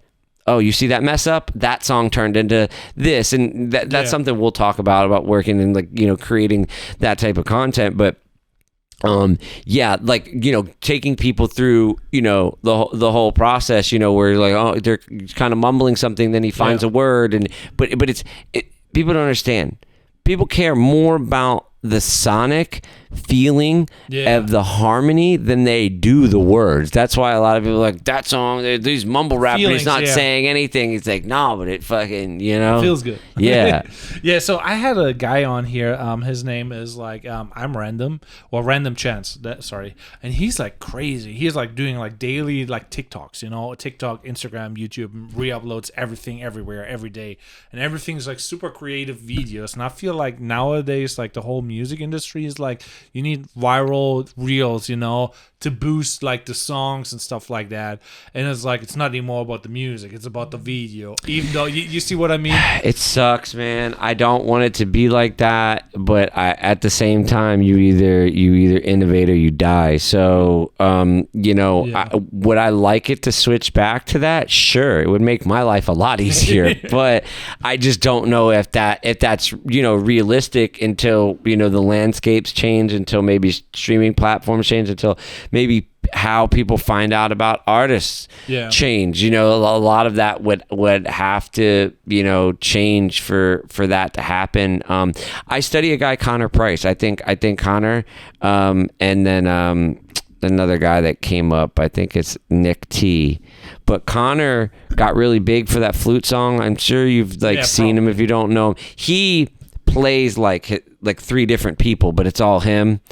Okay. But he was an actor. He was a theater kid, and he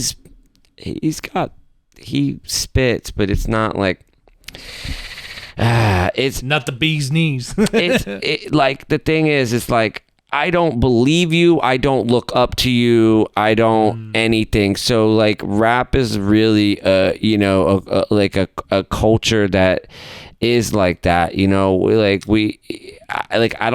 don't know. I don't see you being a superstar. As a businessman and as an artist, I respect everything that he's doing. It's just, I'm not, let me turn on his music. You know what I'm saying? And it's not a dig about him. If anything, I'm saying I'm studying him. Whatever he's doing it right. Like he says, they're only trying to make videos that they know are going to translate into streams. Yeah. They're only trying to funnel people from that TikTok video to the song. And so as far as marketing, like they're paving the way. They're definitely doing, the right thing, but it also fits into him. And that doesn't for a lot of artists, right? Yeah. So it's like a weird creative muscle that you have to train, or some people have it or don't have it. It's like not everybody's whipping out the phone. It's like, oh yeah, let's make a little skit, or let's make how I made the song, for example. Yeah. I was actually gonna pull it up, and he might have one of them pinned. Yeah. But if this wants to load. Yeah, 5.4 million followers. Like, I don't get it. He did this. This has got really big. So, oh yeah, that guy. Yeah. Yeah. Yeah. So he's been doing that. But I mean, when he posts some of the songs of yeah. It's like you're just not cool, bro. Like I'm not taking anything away from the guy. But it's just. That's just not the realness. You mean. Yeah, the street factor. You could have the rollie on. I don't give a fuck. I don't believe it because I know it's not you. Yeah, I know it's not you. And so this is the thing. Rap's one of the only art forms where you actually are supposed to be legitimate, but more and more, less and less people care. Yeah. Like Charlemagne said, "Oh, I don't care about the chef as long as the food's good." You know what I'm saying? So, but. Then be a fucking then. So we're actors. I understand you're an entertainer, but what are you giving to me that is like authentic? I don't know, and that's why I love somebody like La Russell. Yeah, like La Russell is doing the shit, real. You know what I'm saying? Well, let's go into this problem though, because like most rap artists blow up when they're like blowing up on the streets, and they're very real people. They're rapping about very real things, but it's not the things that they could sustain because like they're doing crime, doing bad things, you know. Then they're legit. So on the one side, if they're too legit, then they're bad, you know, and it's their demise. So it's like well, I think there's different versions of rap, right? You know, like Russ never came out as like, you know, a gangbanger. You know what I'm saying? So, I think that depends, and you have to make a choice to pivot. I mean, even with us, like we were doing more street style music previously, and we talk about this a lot. Like, hey, we're probably glad that we didn't have success then, because then you would have had to continue to perpetuate that image, right? Yeah.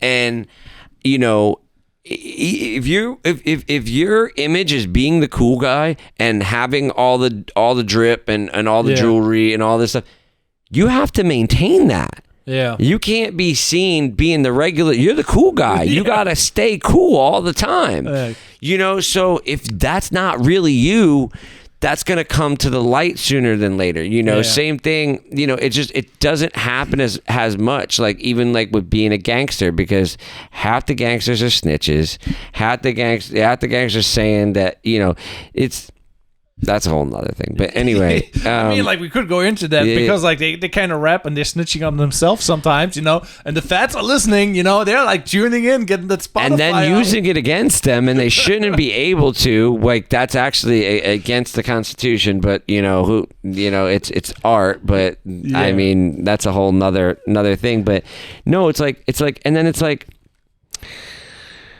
I understand that's why you got popular and people, you know, like you, but it's like, I don't know, you know, there's always going to be somebody newer and realer in that spot. Yeah. And that's why it's very hard. I mean, like artists like Future that have stayed relevant for a really, really long time. Like, you know, I don't, not anything wrong. He makes great music. I'm just saying that's a very, very hard thing to do, you know, like there's only so many people that are be able to do that, and that's because they've been innovating or doing something more, because it's like, at least for me, like I want to hear and see your progression, and you don't necessarily have to do like completely different music. It doesn't have to be like Kanye, like every album is different. Oh yeah.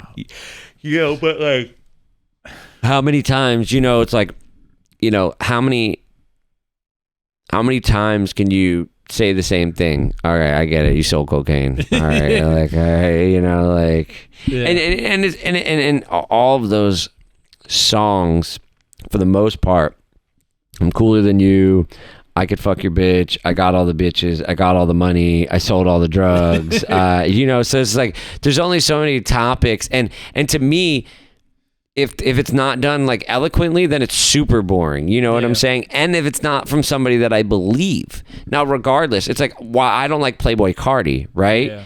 Like, I don't like Playboi. I kind of want to have the underdog story where it's like, okay, somebody's popping up out of the hood, you know, and has like some really deep or clever rhymes. Yeah, like I mean, my favorite newest artist, I don't know if he's an industry plant or not, is Big X the Plug, and he had that song that was sampling the song that Will Smith sampled, the Miami song. You know what I'm talking about? Maybe, yeah. But this is like the thing, we're gonna get flagged so much today. I mean, I won't play it then. Yeah, that's all good. Yeah, damn.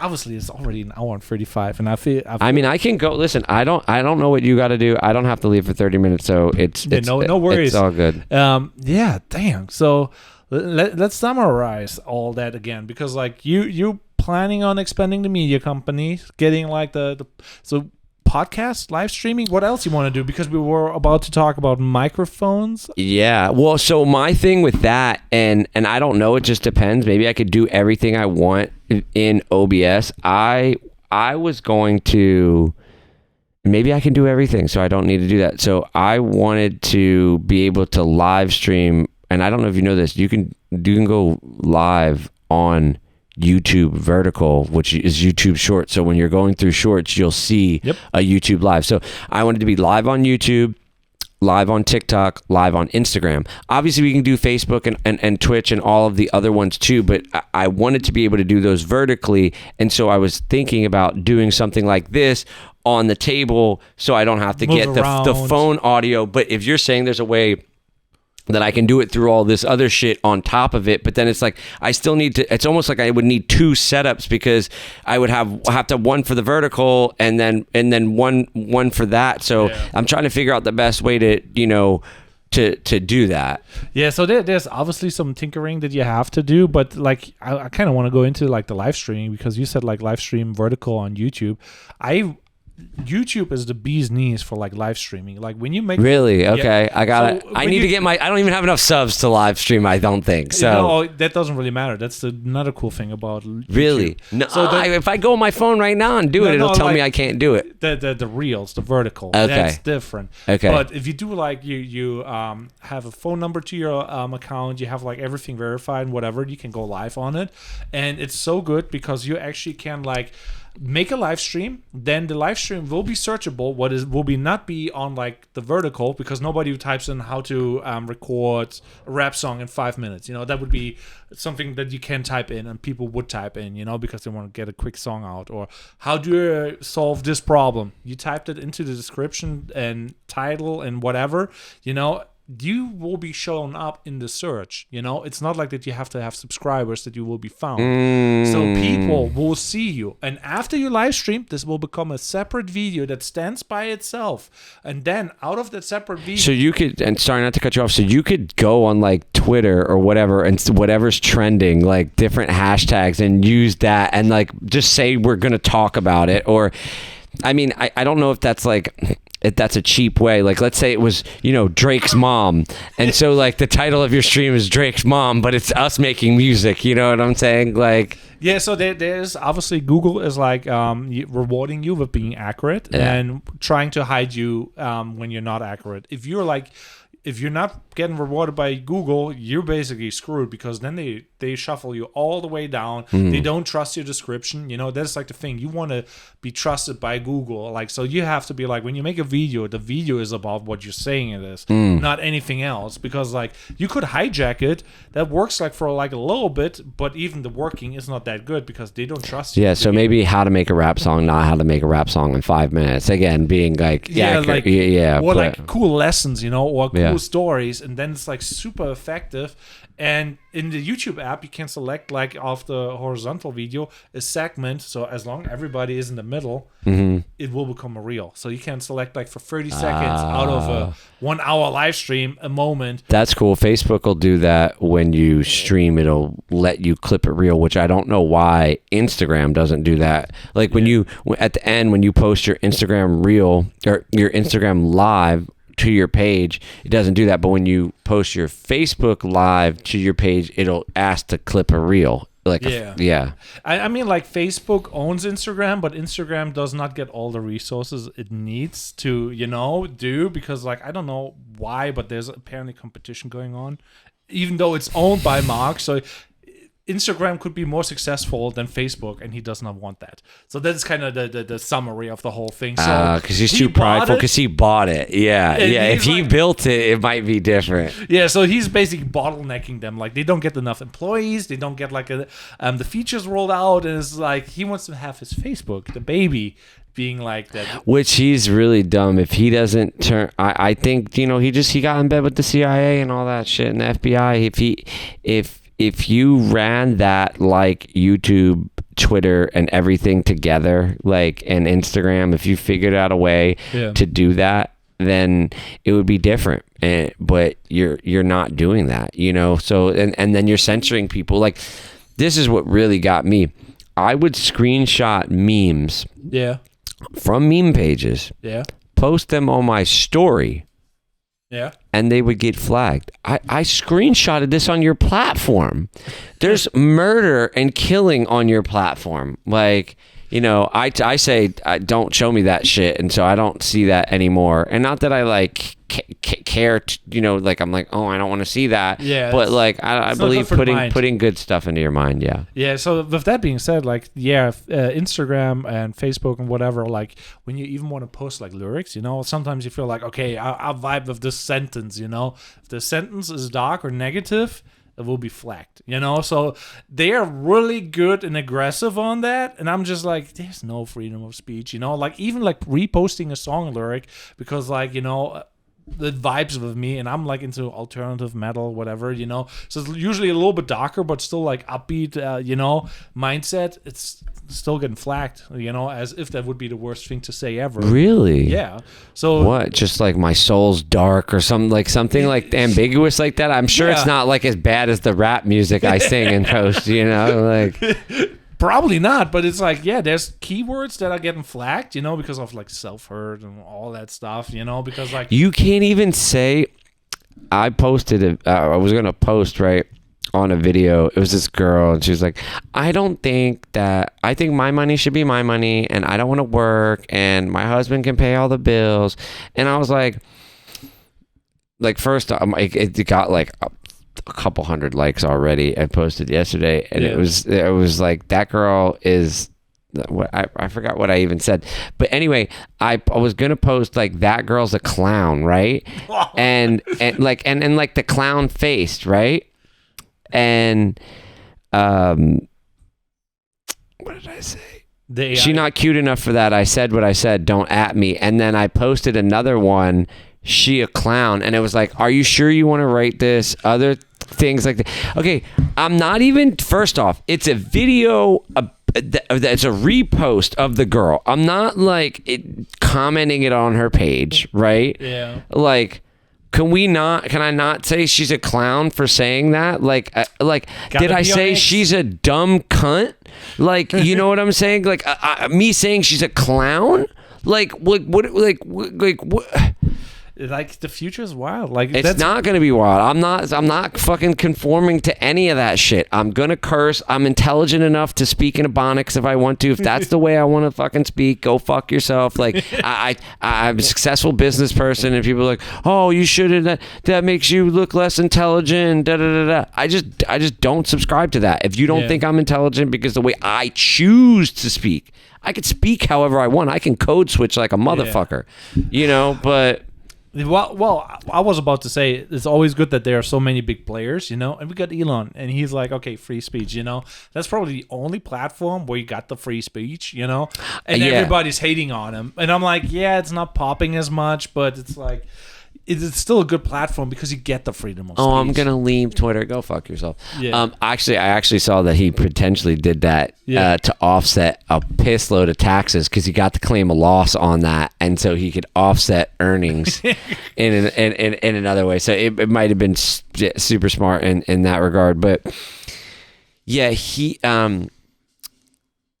I truly believe unless Twitter could still be a thing, X, whatever, and he'll regenerate how it's running. I mean, he's able to post, you know, it's basically YouTube now. Yeah. It's just not as like searchable. So I think they need like different sections. Like you have like X video, and that is like your YouTube section, and then you have that because like it's harder to search through the thread and then find the video. Yeah. So I think it needs to be separated on the platform between those different things. Like if you just had, you know, the video streaming side of things. But like I said, I truly don't believe that it's going to change until you know, the Web3 version of these things, I believe too. So like I was talking, this guy right here, Robert Edward Grant, they built this. Oh yeah, wait a minute. I thought it was called Orion, but there's a new app that they built.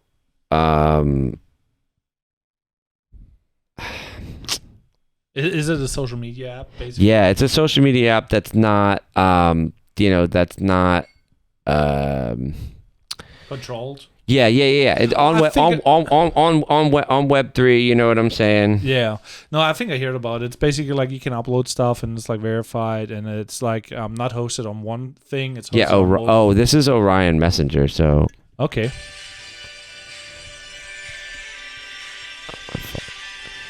the world's only quantum secure end-to-end chat social platform for large communities. But there's something. Too many buzzwords. There was something else. What? It sounds like a little bit too many buzzwords with like quantum, you know? Yeah. Anyway, yeah, and it was just basically saying like, there's not going to be an ability to be shadow banned or, anything like that. So, I think that's really a super important thing. I make Hi. popcorn. Hi. Thank you. So there's popcorn. Thank you so much. There we go. Oh, thank you. Yeah. Um. Well, that was random. Thank you. Yeah. I'm making popcorn for dinner. Thank you so much. Yeah. The Web3 thing, I think, will be the future. I think we'll get to see that in the next bull run as it's happening now. I mean, what's Bitcoin at? I mean, I don't know. So you're kind of into the whole crypto thing and like So I'm not a crypto bro. I believe in it, for we're 51.6. So, I believe in it for varying different reasons. Again, we don't even have to get the tinfoil hat on. This is just a fact. The Federal Reserve is no more federal than FedEx. Okay. Yeah. They control our money system. They own, so many things, and, set our rates, do all of this different type of stuff. So, they control money. And they can print more money and devalue your money. So you worked really hard and you saved $1 million, but your $1 million isn't worth $1 million anymore because of inflation, which they are the cause of inflation. So they can choose to print more money whenever they want.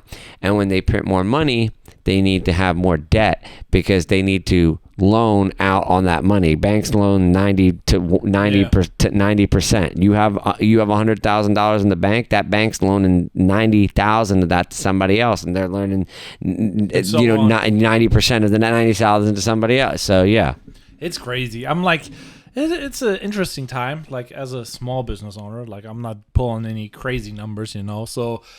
Yeah, it's rough, and I'm just like, everybody's hurting. I don't know how it's like for you because I don't know how your industry is. Like, it seems like very independent, or how would you say it? So I'm really fortunate that the construction industry is just killing it. Like you look around, if you're in construction or construction adjacent and you're not doing well, you're doing something wrong. And that's just what it is. I think that. Always the freelancing thing is time, but also like how long have you been doing it? Well, I started completely like 100% when COVID happened, so rough start, then back into part-time and then back to full-time, and then wife had a terrible accident, like, okay, I have to go back, and it's like always off and on, always some new shenanigans, and it's working. I met like really, really cool people, like high-tier people, and I worked with them, but I'm also like, okay, that lasts for a half a year or whatever, and they're still hiring me once in a while, and then they do it themselves, and it's like, that's the one thing that is like being freelance always sucks. One of my exes, she did television production. Yeah. And it was like this show, that show. Even you don't know if your show's going to get canceled. You know what I'm saying? Like, or are they only shooting for so long? So, I think with that, for you, just it's a new business, right? So it's still, There's a lot of lessons to learn. I'm like, okay, I need redundancy. That's the lesson that I learned because I had different camera models, then customer service and all that other stuff. You know, there's like so many mini lessons that some people like already learned because like they grew up the right way, you know? And I'm just like, I don't think grow up. I mean, I was super blessed, but I really don't think majority of the people understand anything about business or anything about the way the world works, how to sell things. Like I talk to people on Marketplace. Yeah. Like you're a joke. Like you're so like there'll be people that item is like $300 or $400. Let's just say it's $400. They'll be selling it and they'll be like, in the box, never used, $375. Why would I save $25 plus the tax to not be able to buy it brand new and have a warranty? Like, you just people are just, and then Some you'll people tell get them away that, with it. or I had a guy. I'm like, hey, guess what? That's not $3.99 anymore. I can order it on Amazon for $3.50. Well, go buy it on Amazon. You fucking muppet! Like, I'm trying to help you out. Like, you're being dumb. Yeah, you know. I had that too. Like, it's the weirdest part. I'm like, how do those people, you know, they probably sell it anyways until like somebody who doesn't know better, you know, they're thinking like, oh, it's probably half off because it's on the Facebook Marketplace. I can't believe though that this is actually working, you know, because like you're right with that. Like if I would pay like 20% less, I still buy it new and have guarantees and whatever, you know. And I went through that. I wanted to buy a fancy lens like for vlogging and whatever, and I'm like, okay, guys, like selling a lens for $50 off. I'm like, I'd rather buy it than new, you know. Yeah. No, most of the things that I aim for is 50% or less. Like if it's not that, then why? Unless it's like something hard to get. These people, I could make a whole podcast about how dumb the people on Facebook Marketplace. So keep it going. This guy. So I have HomePods and HomePod minis all over my house because I can control my whole house with Siri. Yeah. So I'm buying them, and I buy them for like $50 or $60. It's the average rate. They're new, right? Yeah. So I just got done picking up one brand new in the box for $60.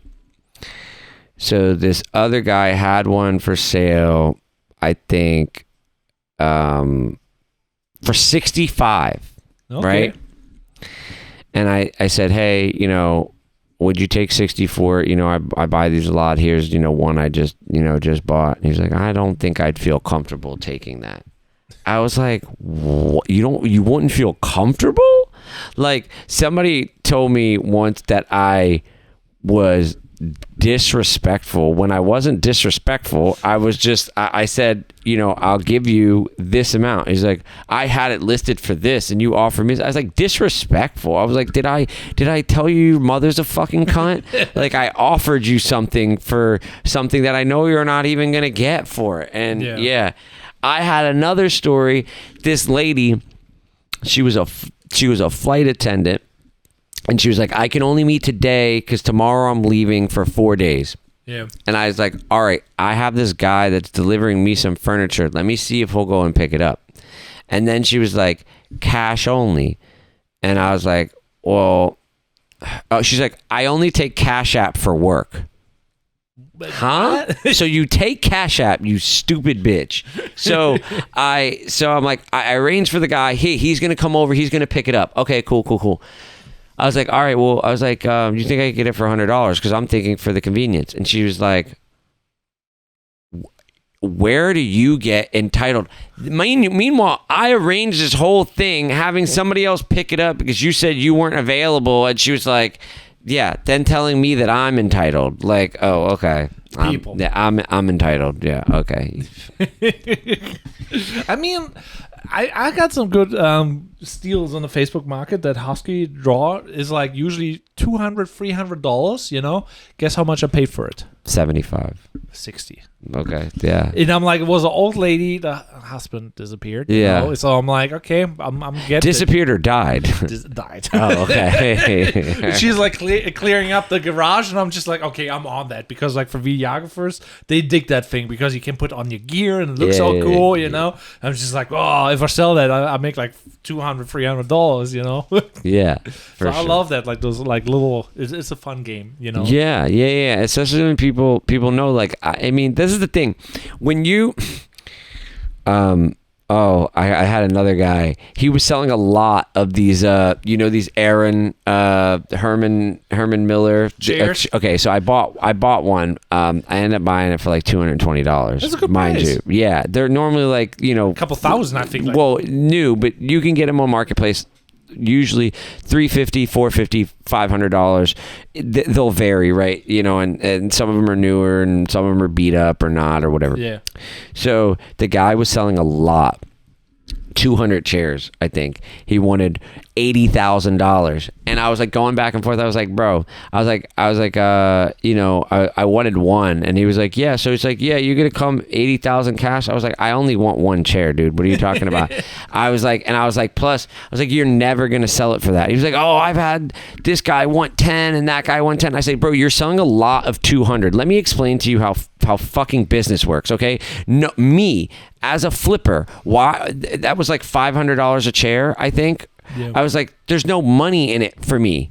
I was like, why? He's like, oh, you wouldn't want to put paperwork on it. I was like, bro, there's no way. He was basically saying like, we'll draft up a contract and and I'm like, dude, you're dumb. I was like, you could just have your friend buy it. I was like, there's no way to keep you honest. Anyway. Yeah. He dropped the price from 80,000 to 60,000, and you get the updates when the thing changes from your message. And I just like, ha ha. You're telling me like, oh, you want to bet, and then you're like, yeah. But anyway, when you buy things enough, like I bought a $600 air purifier for $100. Like when you understand the market. And then it's like true value of a thing, or what's the value of it to deal with all of these people that are going to say, "Hey, do you still have this? Do you still have this?" I'm selling a storage unit right now, and like literally, there's and it's probably a bunch of just these type of messages, but yeah, there's like so many scams on there too. Like that's the thing. That you can't scam me. I mean, I don't. Yeah, I didn't get scammed either, but it's just a waste of time. Like they're like, oh yeah, I want to send somebody over picking it up. Do you accept this like payment? And it's like all those weird like creative scams. For me, it's like always cash is king. Or like if it's Zelle or whatever. Yeah, I don't care. I mean, I don't care either way. Cash out. Well, you can't, as long as it's not sent to you on PayPal or Venmo as a goods send or a service rather, like the goods or service, then they can't get the money back. So I actually would prefer Cash App because there's no refunds on Cash App. You send money on Cash App, it is gone. It is gone. It's scary, Did I type the name right? Yeah. I've been like that, but yeah, a lot of scams are done.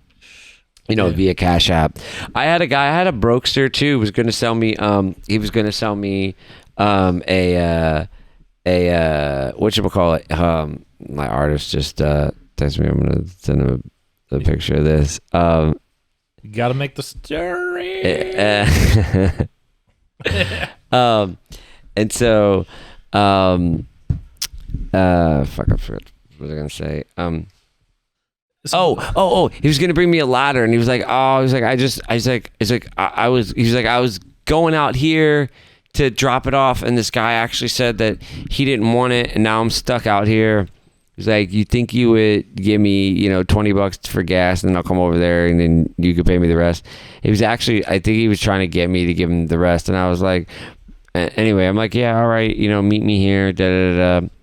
Never showed up, and I was like, bro, if you just needed the fucking money, I was like, you could have just said you needed the money. You're out here fucking scamming. And he ended up blocking me, but I read like some of his reviews, and they were all like horrible, like after the fact. Like I don't know, I didn't even think about it, but like to me, $20 was insignificant. Like, okay, the guy's gonna do it, but yeah, you can't ever do that. There's too many people who just seem legitimate and will scam you, and then you have no recourse. So there's a way to pay through it through Facebook. Yeah. And then you have some protections. But I bought something to be sent to my house through Facebook, and I'm still fighting with them over it. And I just don't have the time to fight over $75. The person, it's clearly see that they sent it to an address in Texas. Yeah. But it says shipped. So they can see it shipped. I don't even ship anything. Like, I would never ship. Because there's so many scam artists out there. They're just like, oh, I want the money back. Or it's broken. Or, you know, and from the get-go, it's a setup. No, but I've ordered plenty of stuff. Like, my big thing, and I still need some more of them, but my whole house essentially is all Philips Hue. Okay. So I can control everything. I change every color. That's a big part of like our, recording process of like getting into the zone and, all that kind of stuff. So I love that. Yeah. Also, we're like already 2 hours. So probably the longest podcast that I did. Really? I mean, it didn't seem like two hours. No, it seemed it was really good and talking, Yeah. but yeah, I mean, we can wrap it up. I do have to get out of here. I love this. Create before you can. Which one? Create before you consume. All right, for sure. Yeah. That's beautiful. I think that you should be putting out, things into the ethos. Yeah. And not judging yourself for those things. That's a big thing. People think their self is so cringe. And less thinking while doing. That's what I always say. Like I had like a phase where it's like, okay, you got to find your why. And somebody was like telling that. And when you find your why, you can go really hard. I'm like, fuck, I don't have a why. And I was like searching for like 2 years. And those fucking 2 years, I didn't do jack shit because I was like looking for something, not knowing what I'm doing is the right thing. So I was like, should I try something else? Didn't put out any work, like no volume, no anything. I'm like, fuck that. Now I'm just doing what feels right at the moment. And when I find that one thing, I'm like, putting like the 100% on that 80-20-ish. Yeah, I think like figuring out what your purpose is going to be, which is essentially that why, but your purpose and your why might be different, and your why might change, but or you will find it or whatever, it's it's a hard thing to navigate. It's being an artist is like being an entrepreneur in a lot of ways. And most artists are entrepreneurs, but don't want to learn the side of business. And it's like you're doing yourself a disservice. You're opening up a space for somebody to take advantage of you if you don't understand enough about your own finances or 100%. How the money flows work or what you need to do. And back to like the music things where they're like, audit your label. They probably robbed you. They're putting this in saying, hey, we're doing this, we're doing that, and they're not. Or how much did it actually cost doing it, Yeah. What is the value of this? Is it even needed? There's so much like, if you don't know those things and you just trust, it's bad. I like usually just working with good people. I like to surround myself with good people. I don't want to even like get involved with like, negative shocks because like then I have to be on the watch out, Well, you have to anyway. Don't listen. I'm like what you're saying. If I can't trust you, I don't want to be around you, but more this is what I learned from being in the streets to being legitimate. More people are trying to fuck you in business than they are in the streets, because in the streets they understand and know what the repercussions are, and in business they think that they can get away with anything. Oh, sue me.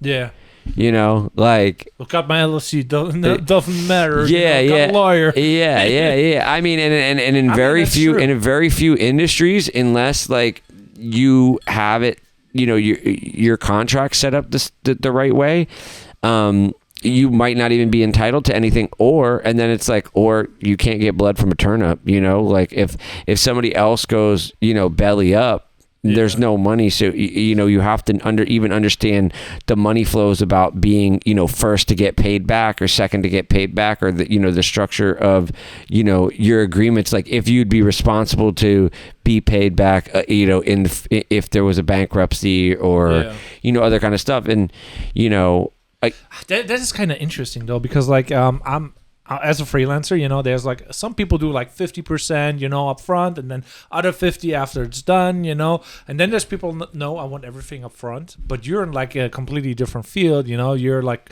the contract matters so much more versus like, like, well, agreements. for us, it's totally different because what we do when we do work on a property, we have lien rights against that property because we've improved that property. So even if you're the subcontractor, you're not the owner, and you hire me, but I do work, as long as I send a notice to owner within 45 days of my last time there, then from that point I have 90 days to file the lien. If you haven't paid me in that 90 days, I file the lien.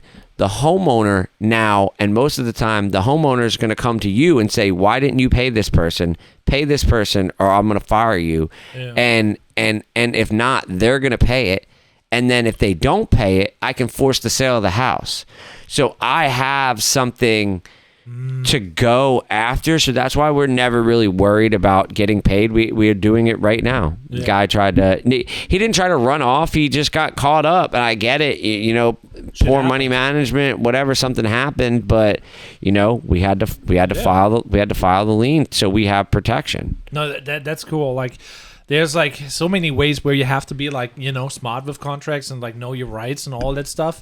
And some people don't know that in the beginning, especially when you start out. You're like, oh, I get paid like everything after it's done, for example. Or like in the beginning, that's what I would have done. I even think it might be like 50%, then 25%, then 25%, because I feel like even 50-50, knowing from dealing with people, oh, I don't like that edit, and now they don't understand that it didn't come with 4 re-edits. You know what I'm saying? Exactly. Especially when you're talking about doing like bigger stuff, with you have like color corrections and all of these crazy renderings that you're doing. Like, that shit's not easy. There's a lot of data. There's a lot of whatever. It takes forever to render. You know what I'm saying? So like there's time that goes into that. So I would almost feel like 50-25 after the shoot is done, or the first draft of the edit is issued, and then 25, because I feel like you pay somebody 50 and then they're like, oh, I don't like this, and and then you never get paid the other 50 because they don't understand the editing process. Yeah. So that's why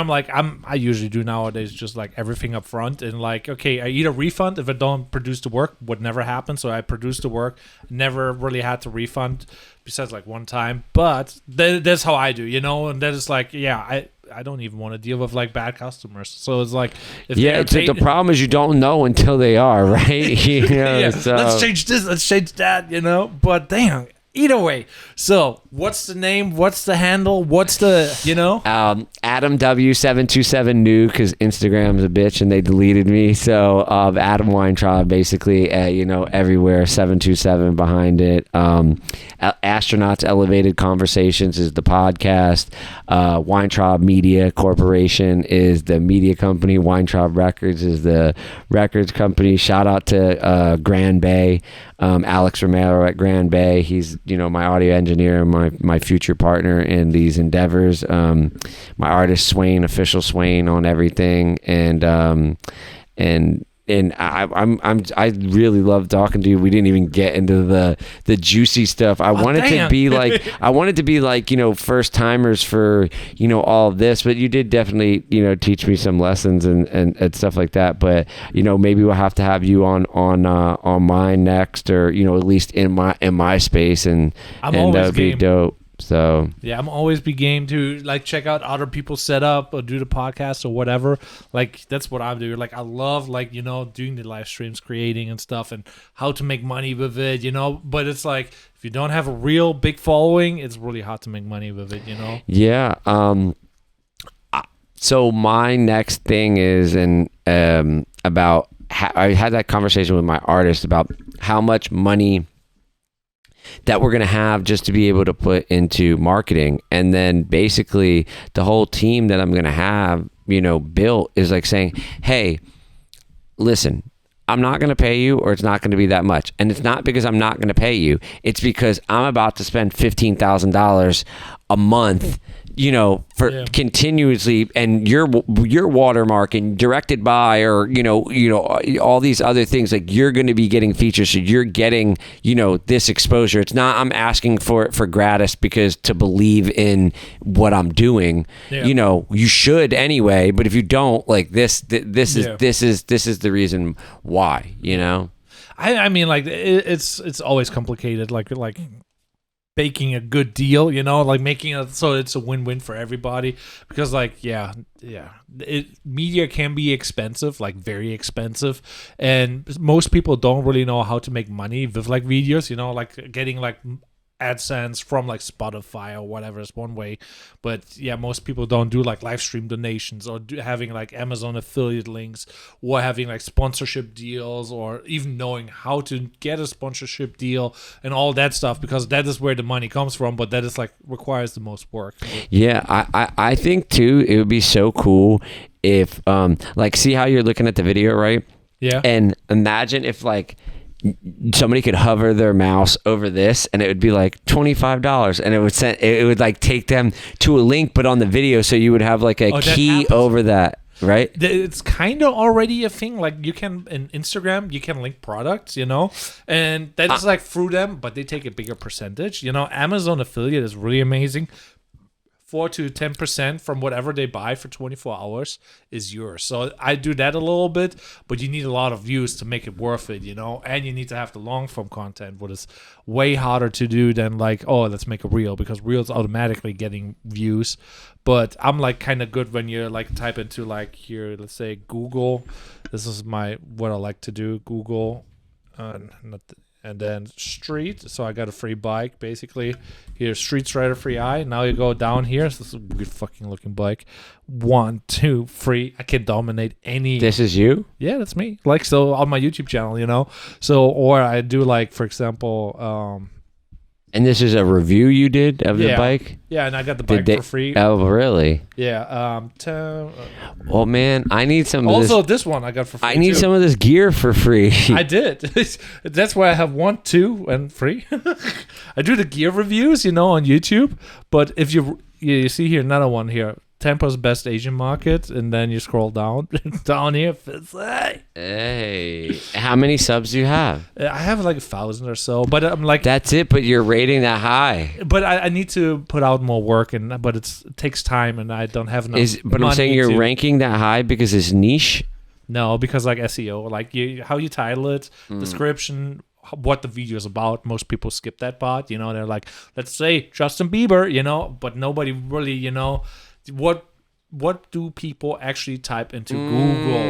And then we're definitely going to talk more off air. It's like, if